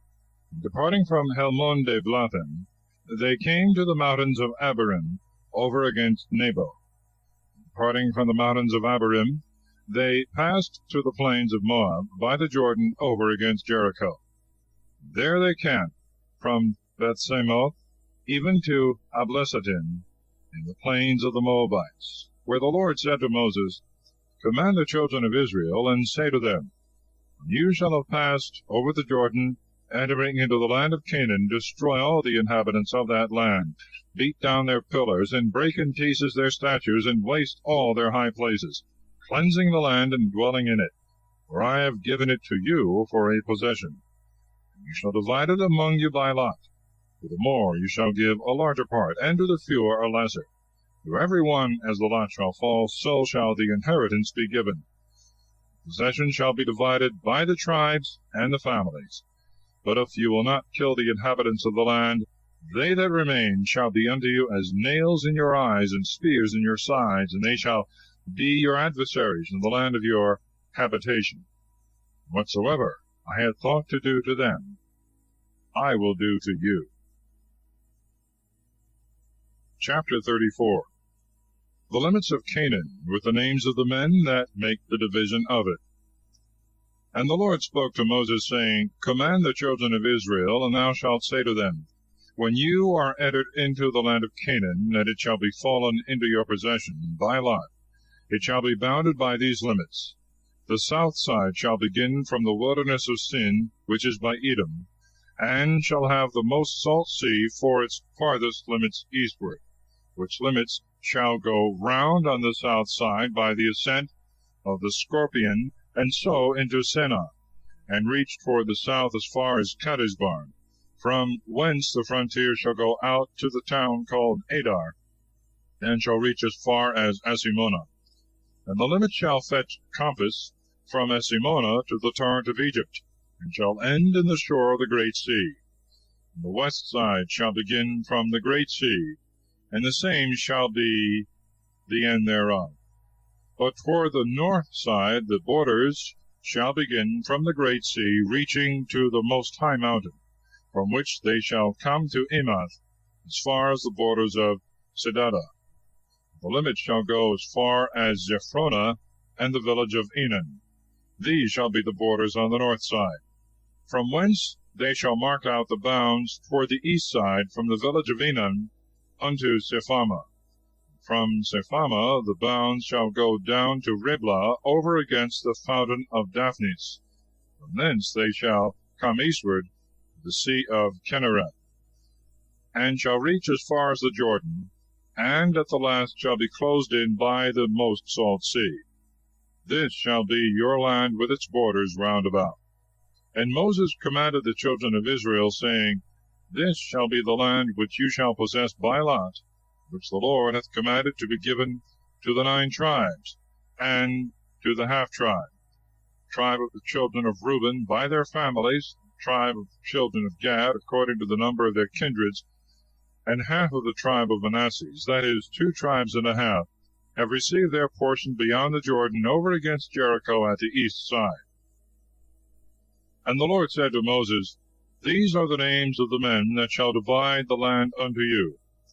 These are the priest, and Joshua the son of Nun, and 1 prince of every tribe, whose names are these: of the tribe of Judah, Caleb the son of Jephone; of the tribe of Simeon, Samuel the son of Ammiud; of the tribe of Benjamin, Elidah the son of Casilon; of the tribe of the children of Dan, Bokai the son of Joglai; of the children of Joseph, of the tribe of Manasseh, Haniel the son of Ephod; of the tribe of Ephraim, Camuel the son of Septan; of the tribe of Zabulon, Elisaphan the son of Pharnach; of the tribe of Issachar, Phaltiel the prince the son of Ozan; of the tribe of Aser, Ahiud the son of Salomai; of the tribe of Naphtali, Phaduel the son of Ammiud. These are they whom the Lord hath commanded to divide the land of Canaan to the children of Israel. Chapter 35. Cities are appointed for the Levites, of which 6 are to be the cities of refuge. And the Lord spoke these things also to Moses in the plains of Moab by the Jordan, over against Jericho. Command the children of Israel that they give to the Levites out of their possessions cities to dwell in, and their suburbs round about, that they may abide in the towns, and the suburbs may be for their cattle and beasts, which suburbs shall reach from the walls of the cities outward, 1,000 paces on every side. Toward the east shall be 2,000 cubits, and towards the south in like manner shall be 2,000 cubits. Towards the sea also, which looketh to the west, shall be the same extent. The north side shall be bounded with the like limits. The cities shall be in the midst, and the suburbs without. And among the cities which you shall give to the Levites, 6 shall be separated for a refuge to fugitives, that he who hath shed blood may flee to them. And besides these there shall be other 42 cities, that is, in all 48, with their suburbs.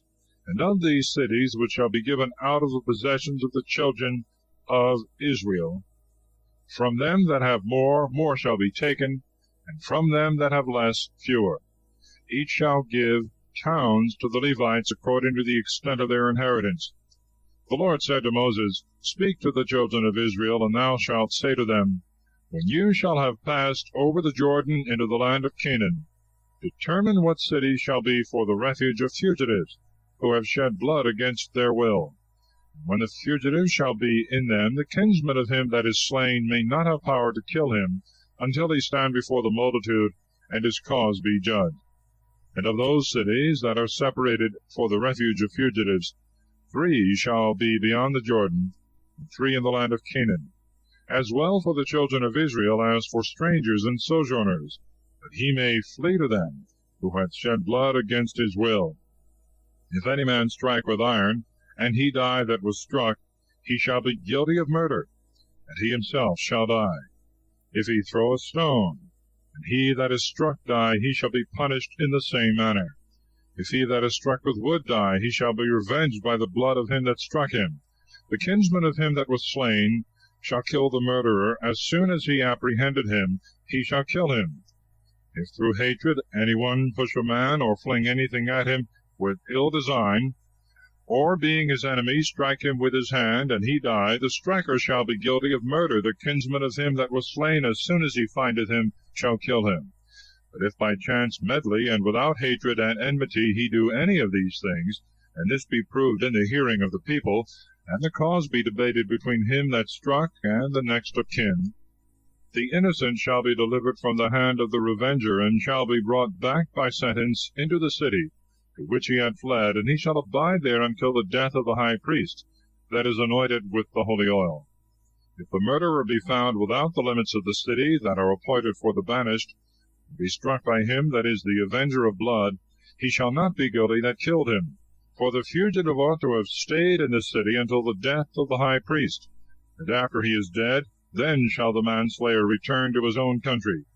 These things shall be perpetual, and for an ordinance in all your dwellings. The murderer shall be punished by witnesses. None shall be condemned upon the evidence of one man. You shall not take money of him that is guilty of blood, but he shall die forthwith. The banished and fugitives before the death of the high priest may by no means return into their own cities. Defile not the land of your habitation, which is stained with the blood of the innocent. Neither can it otherwise be expiated, but by his blood that hath shed the blood of another. And thus shall your possession be cleansed, myself abiding with you, for I am the Lord that dwell among the children of Israel. Chapter 36. That the inheritances may not be alienated from one tribe to another. All are to marry within their own tribe. And the princes of the families of Galaad, the son of Machir, the son of Manasseh, of the stock of the children of Joseph, came and spoke to Moses before the princes of Israel, and said, The Lord hath commanded thee, my lord, that thou shouldst divide the land by lot to the children of Israel, and that thou shouldst give to the daughters of Salphad, our brother, the possession due to their father. Now, if men of another tribe take them to wives, their possession will follow them. Being transferred to another tribe will be a diminishing of our inheritance. And so it shall come to pass that when the Jubilee, that is, the 50th year of remission, is come, the distribution made by the lots shall be confounded, and the possession of the one shall pass to the others. Moses answered the children of Israel, and said by the command of the Lord, The tribe of the children of Joseph hath spoken rightly, and this is the law promulgated by the Lord touching the daughters of Salphad. Let them marry to whom they will, only so that it be to men of their own tribe, lest the possession of the children of Israel be mingled from tribe to tribe. For all men shall marry wives of their own tribe and kindred, and all women shall take husbands of the same tribe, that the inheritance may remain in the families, and that the tribes be not mingled one with another, but remain so, as they were separated by the Lord. And the daughters of Salphad did as was commanded. And Mahlah, and Thirsa, and Heglah, and Melchah, and Noah were married to the sons of their uncle by their father, of the family of Manasseh, who was the son of Joseph. And the possession that had been allotted to them remained in the tribe and family of their father. These are the commandments and judgments which the Lord commanded by the hand of Moses to the children of Israel in the plains of Moab, upon the Jordan, over against Jericho. Thus concludes the book of Numbers.